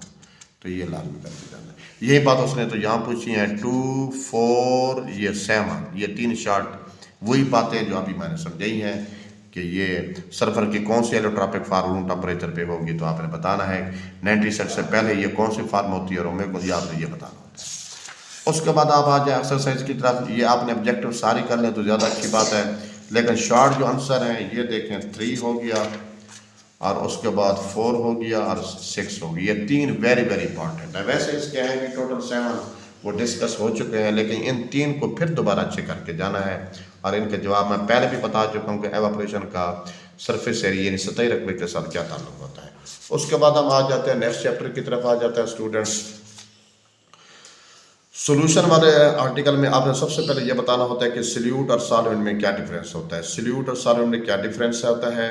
और याद रखना है कि जो चीज़ ज़्यादा अमाउंट में होती है, जो चीज़ हल हो रही होती है, उसको हम क्या कहते हैं, जो चीज़ कम अमाउंट में होती है और हल होती है वो सॉल्यूट है। मैंने ये डिटेल से जब आपको मैं इसकी वीडियो आपको वाइट बोर्ड पे पढ़ाया था, वीडियो बनाई थी, उसमें सारी बातें डिटेल से मैंने समझा दी हैं।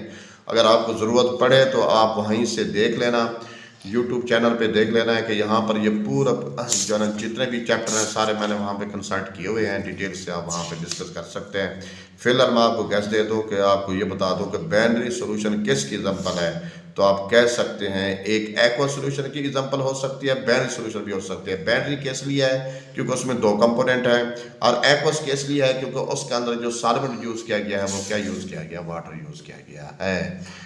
तो सैचुरेटेड सॉल्यूशन की फॉर्मेशन कैसे होती है, सही सॉल्यूशन बनता कैसे है, ये याद रखना है। सैचुरेटेड सॉल्यूशन की तारीफ, और बाज़ औक़ात ये कंसेप्चुअल पेपर में आएगा कि सैचुरेटेड सॉल्यूशन कैसे तैयार होगा या कैसे तैयार करोगे, इसको आपने डिटेल से करके जाना है। सुपर सैचुरेटेड सॉल्यूशन कैसे बन सकता है, या सुपर सैचुरेटेड सॉल्यूशन को हम कैसे ज़हर कर सकते हैं, इनकी स्टेटमेंट भी याद कर लें। और एनालिटिकल क्वेश्चन अगर कंसेप्चुअल आ गया तो ये आपसे पूछेगा कि सैचुरेटेड सॉल्यूशन की निशानदेही करें, तो सोडियम थाइसल्फेट वाली एग्जांपल से करना है।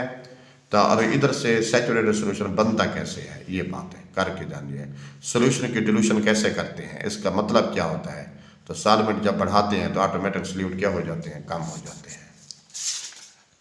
उसके बाद ये लॉन्ग क्वेश्चन है, बहुत ज़्यादा अहम है, ये सारी टाइप्स करके जाना है। इनमें से कोई एग्जांपल एक ऑब्जेक्टिव पेपर में लाजमी आएगी।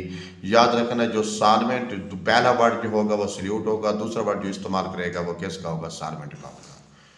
तो ये डेड सी के बारे में भी करके जाना है। इलाय के जो है ना सोल्यूशन मिक्सचर के दरमियान सबसे बड़ा फ़र्क क्या होता है, ये आपको मैंने समझाया है, ये भी करके जाना है। और उसके बाद परसेंटेज, इसकी 4 टाइप्स हैं कंसंट्रेशन यूनिट के, इनमें से कोई यूनिट पूछ सकता है। एक बात याद रहे कि जो बट्टे से ऊपर है वो सॉल्यूट है, जो बट्टे के नीचे है वो सॉल्यूशन है। सॉल्यूशन में 2 चीज़ें होती हैं, सॉल्यूट भी है, सॉल्वेंट भी है। तो इसको भी मैंने डिटेल से पहले आपको बात समझाई हुई है। तो अब ये भी पेपर में आ सकता है कि परसेंटेज कैलकुलेट करें, यानी 5% सोल्यूशन हमें ज़रूरत है, इसे तैयार करके दें, या 5% आपने सोल्यूशन बनाया हुआ है, बताओ कि उसके अंदर एक्स कितना है। ये सारी डिटेल मैंने टॉपिक में जब आप लोगों को कंसेप्ट क्लियर कराया था, समझाया था, तो उसमें सारी बातें मैंने कंसल्ट की हुई हैं कि परसेंटेज कैसे कैलकुलेट करनी होती है और इसका मेथड क्या है। तो आप इनको चारों में से कोई एक चीज़ पूछ सकता है। इनमें सबसे ज़्यादा इंपॉर्टेंट बात है वी और वी के बारे में ज़्यादा पूछता है। जब सल्यूट भी वॉल्यूम में हो और सोल्यूशन भी, सॉल्वेंट भी वॉल्यूम में हो, जब दोनों को मिलाते हैं तो सोल्यूशन की अमाउंट ऑटोमेटिक चेंज होती है, क्योंकि या एक्सोथर्मिक रिएक्शन होता है या एंडो होता है। वॉल्यूम पहले वाला नहीं रहता है, क्योंकि सल्यूट सॉल्वेंट के मिलने से वॉल्यूम हमेशा क्या होता है, चेंज होता है। तो ये पेपर एक साल पेपर में आया था कि अगर दोनों वॉल्यूम में लिया जाए, यानी सेंटीमीटर क्यूब में लिया है, तो फिर इसका इफेक्ट क्यों पड़ गया है। तो आपने ये कहना है कि वो जब रिएक्शन होता है या कभी एंडोथर्मिक होता है, कभी एक्सो होता है, तो उसका वॉल्यूम क्या हो जाता है, चेंज हो जाता है। ये कंसेप्चुअल जाता है। कब मोलैरिटी और उसके बाद मोलर सोल्यूशन को तैयार कैसे करते हैं, 0.1 मोलर सोल्यूशन कैसे तैयार करते हैं, 0.01 कैसे करते हैं, 0.01 कैसे करते हैं, ये पॉइंट दोनों मैंने क्लियर कराए हुए हैं, इसको भी करके जाना है। और ये इंपॉर्टेंट 6.2 और 6.3 ये हो सकता है इस दफ़ा एग्जाम्पल पुट करते हैं, मोलैरिटी वाली एग्जाम्पल दोनों करके जाए। सोल्यूशन की डिल्यूशन कैसे करते हैं, फार्मूला कौन सा अप्लाई करते हैं, तो ये फार्मूला अप्लाई करके आपने ये बताना होता है कि कंसंट्रेटेड सोल्यूशन को कितनी अमाउंट फर्दर अमाउंट में डालें तो वो हमारा क्या हो जाए, डिल्यूट हो जाए। तो डिल्यूशन ऑफ सोल्यूशन ये लॉन्ग क्वेश्चन है, इसको आपने करके जाना है। ये प्रैक्टिकल तरीका भी है और इम्पॉर्टेंट बात है इसके अंदर। सॉल्वेबिलिटी वाला topic as a long question के तौर पे करके जाना है, और इसके लाइक डिजॉल्व लाइक प्रिंसिपल बाद पूछा जाता है, और ज़्यादातर इसका पूछा जाता है टेम्परेचर का सॉल्वेबिलिटी पर क्या असर होता है, ये याद करके जाए। ये वाला इफेक्टर सल्यूट सॉल्वेंट ये बहुत कम आता है, सल्यूट सॉल्वेंट इंटरेक्शन। वैसे पूरा आर्टिकल कर लें तो ज़्यादा अच्छी बात है, वरना ये देखें लाइक डिजॉल्व लाइक से क्या मुराद है, यानी इसका असूल क्या है सॉल्वेबिलिटी का, और इसका ये इफेक्ट है। उसके बाद इसमें एक शॉर्ट आता है सल्यूट सॉल्वेंट इंटरेक्शन में कि सॉल्वेबिलिटी कब मुमकिन होती है। आपने कहना है जब सल्यूट सॉल्वेंट इंटरेक्शन ज़्यादा हो जाए तो फिर सॉल्वेबिलिटी क्या होती है, मुमकिन होती है। तो इसका मतलब ये, इसका जवाब यहीं पे कहीं लिखा खड़ा होगा, ये अक्सर बच्चों से पूछे, ये देखें सोल्यूशन के दरमियान ये बात है। ये सल्यूट सॉल्वेंट के दरमियान अगर फोर्स गालिब हो गई तो सोल्यूशन बनेगा, वरना सोल्यूशन नहीं बनेगा। ठीक है ना स्टूडेंट्स। उसके बाद ये वैसे लॉन्ग क्वेश्चन सारा करना, ये ऑटोमेटिक बातें समझ आ जाएंगी। एक्सोथर्मिक क्या है, एंडोथर्मिक क्या है, हीट अब्जॉर्ब कब होती है, हीट इवॉल्व कब होती है, ये सारी डिटेल जो है ना मैंने समझाई हुई है। तो लिथियम के कंपाउंड मोस्टली क्या होते हैं, एक्सोथर्मिक होते हैं, क्योंकि यहाँ सल्यूट सॉल्वेंट के दरमियान इंटरेक्शन बहुत क्या होती है, ज़्यादा होती है, हीट को क्या करते हैं, इवॉल्व करते हैं। उसके बाद ये इसके आ जाता है कि ट्रेड सोल्यूशन, फॉल सोल्यूशन जिसे कोलाइड सोल्यूशन भी कहते हैं, सस्पेंशन सोल्यूशन में क्या फ़र्क होता है। तो तीनों में मेन जो फ़र्क यही होता है, ये सोल्यूशन जो होता है फिल्ट्रेट हो जाता है, ये भी फिल्ट्रेट हो जाता है, लेकिन ये फिल्ट्रेट नहीं होता। दूसरा अहम फ़र्क है कि ये टेंडल इफेक्ट को शो करता है, ये दोनों टेंडल इफेक्ट को शो नहीं करते। पेपर में आ जाए ये सस्पेंशन टेंडल इफेक्ट होता है क्या है, यानी लाइट जब बिखर जाए तो उसे टेंडल इफेक्ट कहते हैं। जब इधर लाइट गुजारते हैं तो ये लाइट ब्लॉक हो जाती है, जब इधर लाइट गुजारते हैं तो लाइट सीधी गुजर जाती है, यानी कि बिखरती नहीं है, मुंतशिर नहीं होती।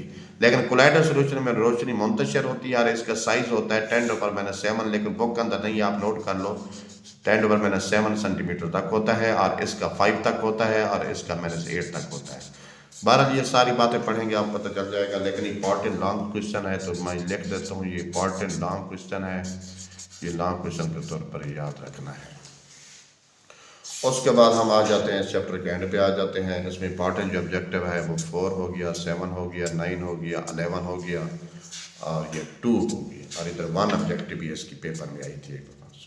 ये 5 ऑब्जेक्टिव 6 ऑब्जेक्टिव आपने हासिल में करके जाना है। शॉर्ट ये हो गया, 1 हो गया, 3 हो गया, 4 हो गया, 8 हो गया, 10 हो गया। तो ये सारे शॉर्ट अभी मैं डिस्कस कर चुका हूँ, इनके जवाब भी दिए हैं कि आप किस तरह साबित करेंगे कि दिया सोल्यूशन कोलाइडल है या नहीं है।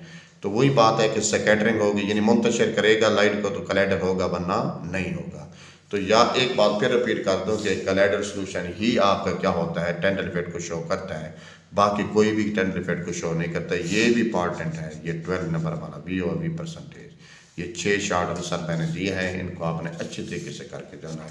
और इस चैप्टर में लॉन्ग बनेगा और इस चैप्टर का कॉम्बिनेशन जो इस साल होगा वो इलेक्ट्रोकेमिस्ट्री से होगा, ये याद रखे जाना है। एक पार्ट इधर से आएगा, दूसरा पार्ट इधर से आएगा। अब इलेक्ट्रोकेमिस्ट्री चैप्टर में सबसे पहली बात है कि रिडॉक्स रिएक्शन की डेफिनेशन करनी है। इनोड और कैथोड में क्या डिफरेंस होता है, स्पॉन्टेनियस नॉन स्पॉन्टेनियस रिएक्शन में क्या फ़र्क होता है।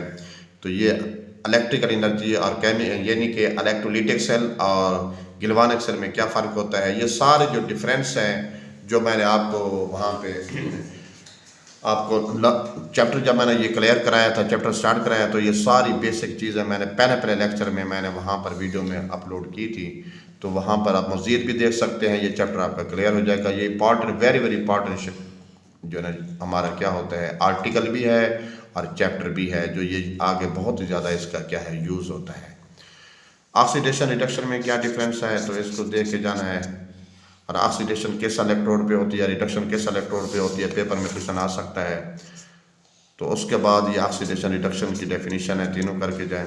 उसके बाद ये वाली एग्जांपल आपने साबित करके जाना है। मैंने ये नंबर 4 ये वाली ये आप साबित करें कि इसमें रिडॉक्स रिएक्शन है तो कैसे है। जहर यानी ज़ाहिरी तौर पर तो वो कहता है ऐसे महसूस हो रहा है कि ऑक्सीडेशन है, लेकिन रिडॉक्स रिएक्शन है, तो साबित करें। तो आपने इसको करना है लाजमी। और इसमें ये लॉन्ग क्वेश्चन है, स्टूडेंट्स याद रखना है, पेपर में अक्सर पूछा जाता है कि इलेक्ट्रॉन के अखराज और असूल के हवाले से ऑक्सीडेशन रिडक्शन की वजाहत करें। उसके बाद ये भी इसके जो असूल हैं, कवायद हैं, लॉन्ग क्वेश्चन करना है। और किसी भी एलिमेंट का अगर ऑक्सीडेशन नंबर कैलकुलेट आपसे करवाया तो वो ऑब्जेक्टिव में पूछ सकता है। इनमें से कोई ऑब्जेक्टिव भी आ सकती है। तो इसका तरीका मैंने आप लोगों को समझाया हुआ है कि आपने ऑक्सीडेशन, आपको ये भी बात समझाई थी मैंने कि ऑक्सीडेशन स्टेट और ऑक्सीडेशन नंबर में भी फ़र्क होता है।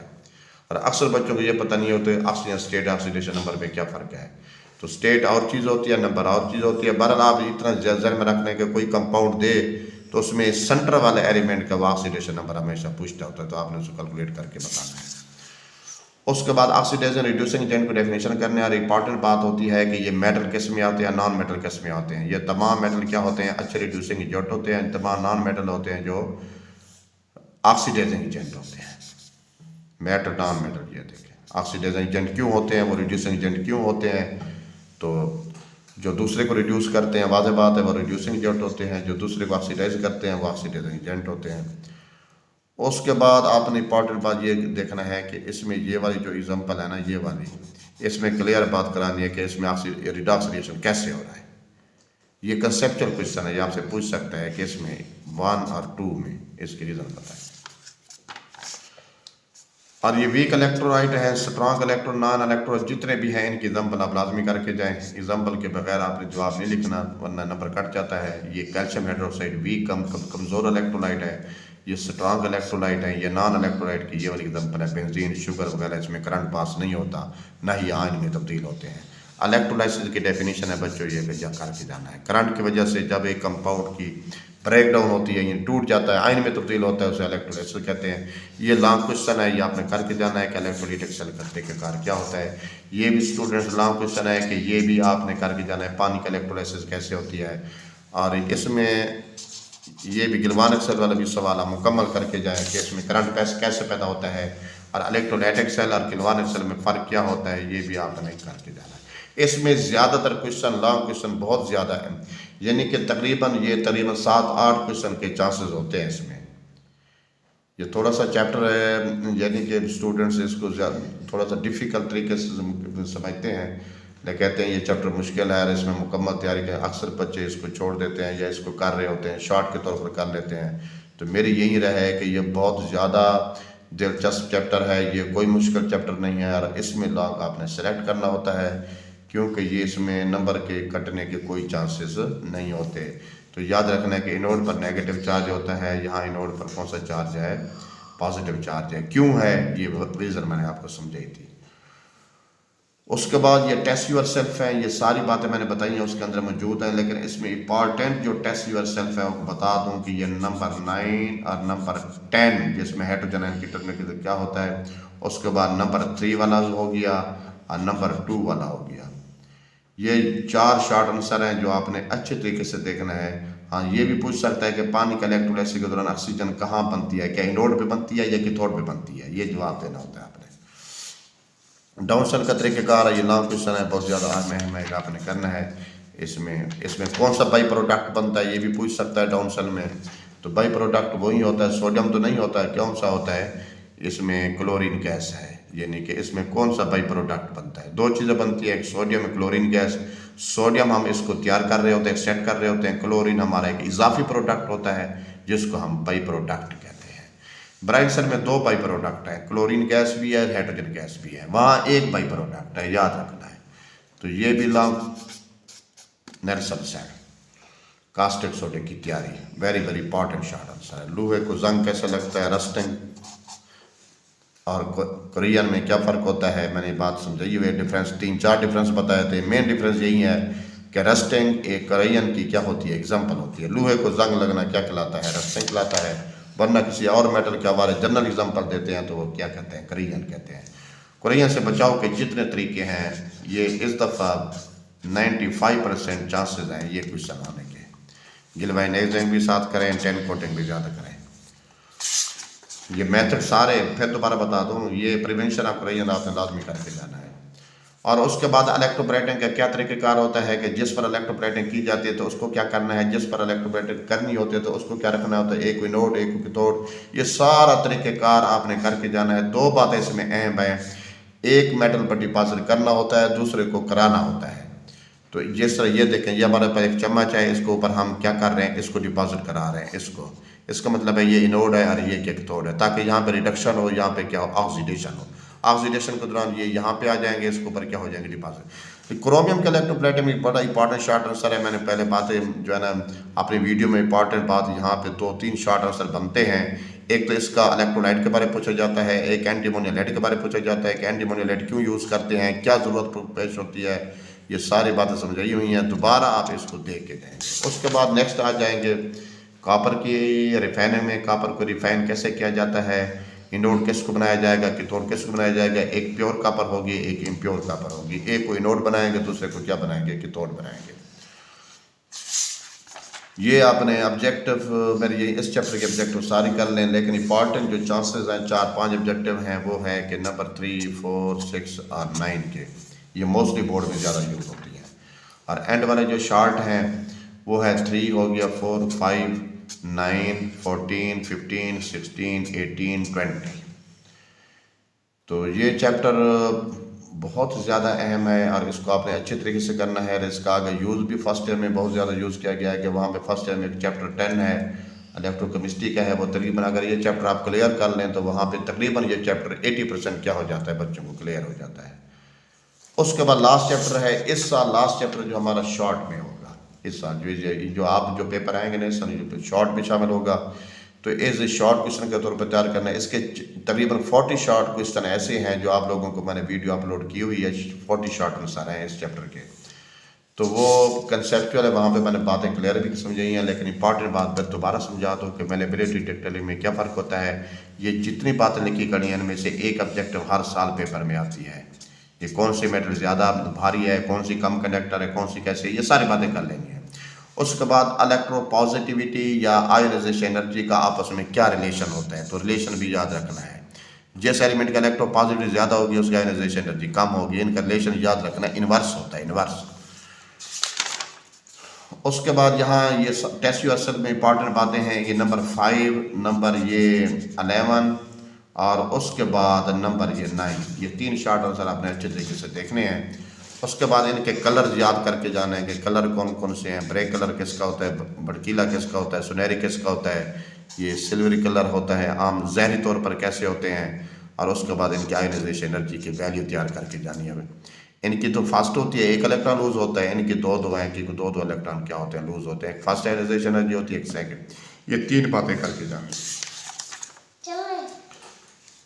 Alkali metal alkaline earth metal में क्या डिफरेंस होता है, ये नाइट्रोजन के साथ नाइट्राइड क्यों नहीं बनाते, क्या रीज़न है। ये जल्दी बनाते हैं क्योंकि ये स्टेबल होते हैं, इसके साथ ये अनस्टेबल होते हैं, ये रीज़न भी पेपर में एक कंसेप्ट के तौर पर अक्सर शॉर्ट आंसर ये पेपर में पूछ सकता है। जिस तरह एनालिटिकल क्वेश्चन आते हैं कि नाइट्रोजन के साथ रिएक्ट क्यों नहीं करती अल्कली मेटल, ये बच्चों, ये स्टूडेंट्स याद रखना है, ये इंपॉर्टेंट शॉर्ट आंसर याद करके जाना है। तो इनमें मैग्नीशियम के इस्तेमाल कर लें, यूज़ कर लें, मोस्टली मैग्नीशियम की पूछे जाते हैं। और उसके बाद ये है कि कैरेट क्या चीज़ होती है। ज्वेलरी में हम जो है ना प्लाटिनम को ज़्यादातर इस्तेमाल क्यों करते हैं, और ज्वेलरी बनाने के लिए सोना हम खालिस हालत में इस्तेमाल क्यों नहीं करते, ये क्या रीज़न है। ये 3 शॉर्ट आंसर है, बहुत ज़्यादा अहम है। 3 हो गया, 6 हो गया, और ये जो है 6 वाला हो गया। तो ये आपने अच्छे तरीके से करके जाना है, यानी 4, 6 और 3, ये 3 शॉर्ट आंसर हैं। मैंने ये देख हाईलाइट करती हैं, ये तीनों अच्छे तरीके से करके जाने हैं। उसके बाद हम नॉन मेटल की तरफ आ गए। तो नॉन मेटल की आप प्रॉपर्टीज़ अगर ये लॉन्ग में शामिल होता तो अक्सर पेपर में पड़ा होता है, लेकिन ये सब पेपर में नहीं है, तो आप इसे छोड़ दें। बाकी उसके बाद इनकी में कुछ बातें कर लें कि कौन सी नॉन मेटल होती है जिसका टेम्परेचर, जिसका मेट डेवलपमेंट मेटल से भी ज़्यादा होता है। तो ये इनकी 3-4 बात लिखी कड़ी हैं। और कौन सी ऐसी नॉन मेटल है जो बहुत ज़्यादा सख्त होती है, ठीक है ना, वो डायमंड होती है, वो क्यों होती है। तो ये सारी बातें दे के जाने हैं। यानी कुछ नॉन मेटल का मेल्टिंग मेटल से भी क्या होता है, ज़्यादा होता है। अमूमन हम कहते हैं मेल्टिंग पॉइंट किसका ज़्यादा होता है, मेटल का ज़्यादा होता है, लेकिन कुछ नॉन मेटल का भी मेटल से भी ज़्यादा होता है। वो कौन सी हैं, क्यों होता है, ये बातें लिखी पड़ी हैं। उसके बाद ऑक्सीडाइजिंग प्रॉपर्टीज़ को हर सूरत में करके जाना, एग्जाम्पल भी नोट करनी है। और ये देखें अंधेरे में रिएक्शन, सूरज की रोशनी में हरारत में ब्रोमीन, ये रिएक्टिविटी, ये देखें ऐसा ऐसा क्या हो जा रही है, कम हो रही है। क्यों? क्योंकि जैसे जैसे इनकी इलेक्ट्रॉनिविटी कम हो रही है तो रिएक्टिविटी भी क्या हो रही है, कम हो रही है। हम ड्रेस्टिक कंडीशन, ये इसकी कंडीशन ऐसा ऐसा बढ़ाते जा रहे हैं, तो फिर इनकी रिएक्टिविटी है, वरना इनकी रिएक्टिविटी नहीं होती। एक और बात है, हाइपोक्लोराइड कब बनता है और क्लोरेट कब बनता है। एक गर्म हालत में रिएक्शन कराया जाता है, एक ठंडी हालत में रिएक्शन कराया जाता है। तो इन दोनों रिएक्शन को भी दे के जाना। ये कास्टिक सोडा का क्लोरीन के साथ रिएक्शन। उसके बाद है कि नाइट्रोजन के क्या होता है, एप्लीकेशन है, यूजेस है। नाइट्रोजन को क्या एप्लीकेशन है कि नाइट्रोजन ये बड़ा अहम किरदार अदा कर रही है। अगर नाइट्रोजन ना होती ना माहौल में, इन्वायरमेंट में, तो ये तो ऑक्सीजन की वजह से आग क्या हो जाती, पूरी दुनिया को आग लग सकती थी। इसका मतलब ये कवरिंग करती है, ये इनर्ट गैस होती है जो कवरिंग करती है। उसके बाद ये शॉर्ट बहुत ज़्यादा है, मैं नंबर 3, नंबर 6 वाला और ये 12, ये लास्ट वाले दोनों 13 और 14, ये मैं बार बार कह रहा हूँ, इनको करके जाना है। तेज़ाब की मदद से हम मेटल की तभी नॉन मेटल से कैसे कर सकते हैं। तो याद रखना है कि जब हम मेटल को एसिड के अंदर डालेंगे तो रिएक्ट करेगा, तो नॉन मेटल एसिड के साथ रिएक्ट नहीं करेगा। क्यों नहीं करेगा, ये रीज़न मैंने आपको क्लास में समझाई थी कि नॉन मेटल जो होते हैं एसिड के साथ रिएक्ट क्यों नहीं करते, किस वजह नहीं करते। कोई प्रोटॉन का, क्योंकि मेटल को एसिड के साथ वही रिएक्ट करते हैं जो वहाँ पे प्रोटॉन को इलेक्ट्रॉन दे सके। तो इलेक्ट्रॉन, मेटल तो इलेक्ट्रॉन दे देते हैं, लेकिन नॉन मेटल जो होते हैं ना वो नहीं रिएक्ट करते, क्योंकि वो प्रोटॉन को इलेक्ट्रॉन डोनेट नहीं कर रहे होते। बहरहाल ये डिटेल में बातें समझाई थी। 3 ये वाला और ये 4 ये शॉर्ट आंसर है, बहुत ज़्यादा अहम है। बाकी भी आपसे इजीली हो जाएंगे, जो जो मैंने हाईलाइट कर दिए है ना डियर स्टूडेंट्स, आपने इनको लाजमी करना है। और ये ऑब्जेक्टिव कि ये कितने एलिमेंट्स होते हैं, किसकी परसेंटेज ज़्यादा होती है, इनको एक नज़र आपने लाजमी दे के जाना है। इंपॉर्टेंट बातें हैं एज ए ऑब्जेक्टिव के तौर पर। लेकिन ये नाइट्रोजन की जो एप्लीकेशन है ये शॉर्ट आंसर है, बाकी ये सारी ऑब्जेक्टिव है। और ये भी शॉर्ट आंसर है जो 4 मैंने यहाँ किए हैं। और उसके बाद आ जाते हैं एंड पे। एंड वाली ऑब्जेक्टिव सारी कर लें, ज़्यादा अच्छी बात है, लेकिन इंपॉर्टेंट ये है 4 होगी, 6 हो गया, 8 हो गया, 9 हो गया, क्या हो गया, 10 हो गया। उसके बाद एंड वाले शॉर्ट आंसर है 1 हो गया, 4 हो गया, 6 हो गया, 7 हो गया, ये 10 हो गया, 12 हो गया, 15, 16, 17, 18। ये इस चैप्टर में शॉर्ट आने हैं, 4 शॉर्ट आंसर आएंगे। मेरा मशवरा पहले तो ये है कि सारे कर लें, लेकिन इनमें से जो मैंने 8 अभी टेक कर दिए ना, तकरीबन इन्हीं में से 2 इधर से आएंगे और 2 इधर से आ जाने हैं, इस चैप्टर के दरमियान में से आने हैं, एनालिटिकल, कंसेप्चुअल। और कंसेप्चुअल वही आएंगे जो मैंने आपको बताए हैं, 10-12 बताए हैं, ज़्यादा नहीं बताए हैं, वो भी आपने कर लेने हैं। और एंड वाले जो जो अभी मैंने टेक कर दिया इनको अच्छे तरीके से करके जाना है। और जो शॉर्ट आंसर करें कम से कम एग्जाम्पल ज़रूर पुट करें। अक्सर बच्चे क्या करते हैं, एक लाइन का आंसर लिख देते हैं, फिर कहते हैं सर हमारे नंबर पूरे नहीं आते। बेटा आप फॉर एग्जाम्पल ये देखें, सोडियम का आयनाइजेशन एनर्जी पोटाशियम से ज़्यादा क्यों है। तो रीज़न आप मुकम्मल बताएं कि सोडियम का आयनाइजेशन एनर्जी पोटाशियम से ज़्यादा क्यों है। तो आयनाइजेशन एनर्जी किसकी ज़्यादा होती है और किसकी कम होती है। ऑटोमेटिक बात है कि आयोनाइजेशन एनर्जी उसी की ज़्यादा होगी जिसका न्यूक्लियर चार्ज ज़्यादा होगा या साइज़ कम होगा, और नीचे फिर उसकी एग्जाम्पल भी लिखें, उसकी भी आयोनाइजेशन एनर्जी वैल्यू लिखें, उसकी भी लिखें। इसी तरह मैग्नीशियम की पूछी है, इसी तरह वो कहता है मैग्नीशियम की निस्बत कैल्शियम क्यों ज़्यादा इलेक्ट्रोपॉजिटिव है। यहाँ भी साइज़ का फ़र्क है, जिसका साइज़ बड़ा होगा वो मोर इलेक्ट्रोपॉजिटिव होगा, जिसका साइज़ कम होगा वो लेस इलेक्ट्रोपॉजिटिव होगा। तो यानी कि जो बात लिखें डियर स्टूडेंट अच्छे तरीके से लिखें ताकि आप लोगों को 2 नंबर आसानी से मिल सकें। बाज़ का एग्जामिनर 1 नंबर दे देता है। इसी तरीके से जितने भी शॉर्ट हैं ये सारे कंसेप्चुअल हैं। पीरियड में बायस डायजेट तो इलेक्ट्रोपॉजिटिविटी कम क्यों होती है, तो कम इस वजह से होती है कि न्यूक्लियर चार्ज क्या हो रहा है, इजाफा हो रहा है। फिर आप इसमें से एग्जांपल देंगे कि फला एलिमेंट का न्यूक्लियर चार्ज कम है, पीरियड में फला एलिमेंट का न्यूक्लियर चार्ज ज़्यादा है। इसी तरह रिएक्टिविटी ऊपर से नीचे क्यों बढ़ती है, तो आपने कहना है कि यहाँ पे नंबर ऑफ शेल क्या हो रहे थे, इंक्रीज हो रहे हैं, आयोनाइजेशन एनर्जी डिक्रीज हो रही होती है। जिसकी आयोनाइजेशन एनर्जी जितना कम होगी उसकी रिएक्टिविटी उतना क्या होगी, ज़्यादा होगी। बहरहाल ये सारे अच्छे हैं। देखना मैग्नीशियम की दूसरी आयोनाइजेशन पहले से ज़्यादा क्यों है, तो आपने इसकी साथ साथ वैल्यूज़ भी देनी होती है कि मैग्नीशियम की दूसरी आयोनाइजेशन एनर्जी मैंने अभी बताई है कि कितना है, वो भी साथ लिखनी है, फर्स्ट भी लिखनी है, रीज़न भी बतानी है कि सेकंड ज़्यादा क्यों है, फर्स्ट क्यों कम है। तो ये सारी बातें स्टूडेंट्स मैंने पूरा चैप्टर किताब के बारे में दिए हैं। तो कोई बात दोबारा आपने समझनी हो या डिस्कस करनी हो तो आप पूछ सकते हैं। जो मैंने एनालिटिकल क्वेश्चन या कंसेप्चुअल क्वेश्चन पूरी बुक के बताए हैं तो प्लीज़ आप इनको अच्छे तरीके से करके जाएंगे।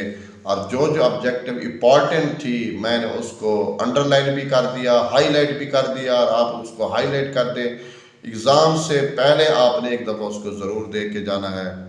तो याद रखने की केमिस्ट्री का जो जब भी 9th का रिजल्ट आता है तकरीबन 70 और 60 या 60% तो बच्चे फेल ही होते हैं। उसकी मेन रीज़न यही होता है कि बोर्ड के पेपर से उनका पता होता नहीं, मालूमात होती नहीं, वो ऐसे ईजी होके जाते हैं। जब वहाँ जाते हैं तो वहाँ पर कंप्लीट जो है ना आंसर नहीं दे पाते या सही तरीके से नहीं लिख सकते। इसके बाद एक मैं वीडियो बनाऊंगा, आपको बताऊंगा कि आपने सबसे पहले क्वेश्चन करना कौन सा है। तो एक बात फिर भी बता दूं कि आपने सबसे पहले वो क्वेश्चन करना होता है जो आपको अच्छे तरीके से आता हो, और जो भी उसका आप जो भी क्वेश्चन कर रहे हैं उसका जो भी नंबर दे रहे हैं आपने उसको नंबर को हाईलाइट लाजमी करना होता है। और उसके बाद बेशक आप 8 में से 5 करने हैं 5 करें, एक एक्स्ट्रा कर लें, ज़्यादा एक्स्ट्रा ना करें, लेकिन उसको अच्छे तरीके से करें ताकि आप लोगों को 2 नंबर सही तरीके से मिल सकें। तो शॉर्ट क्वेश्चन के 3 क्वेश्चन होंगे तो आपने बताएं अच्छे तरीके से करने हैं, और 8 में से 5-5 करने होते हैं तो आपने करने भी सिर्फ 5 है। अगर ज़्यादा आपने एक एक्स्ट्रा करना होता है।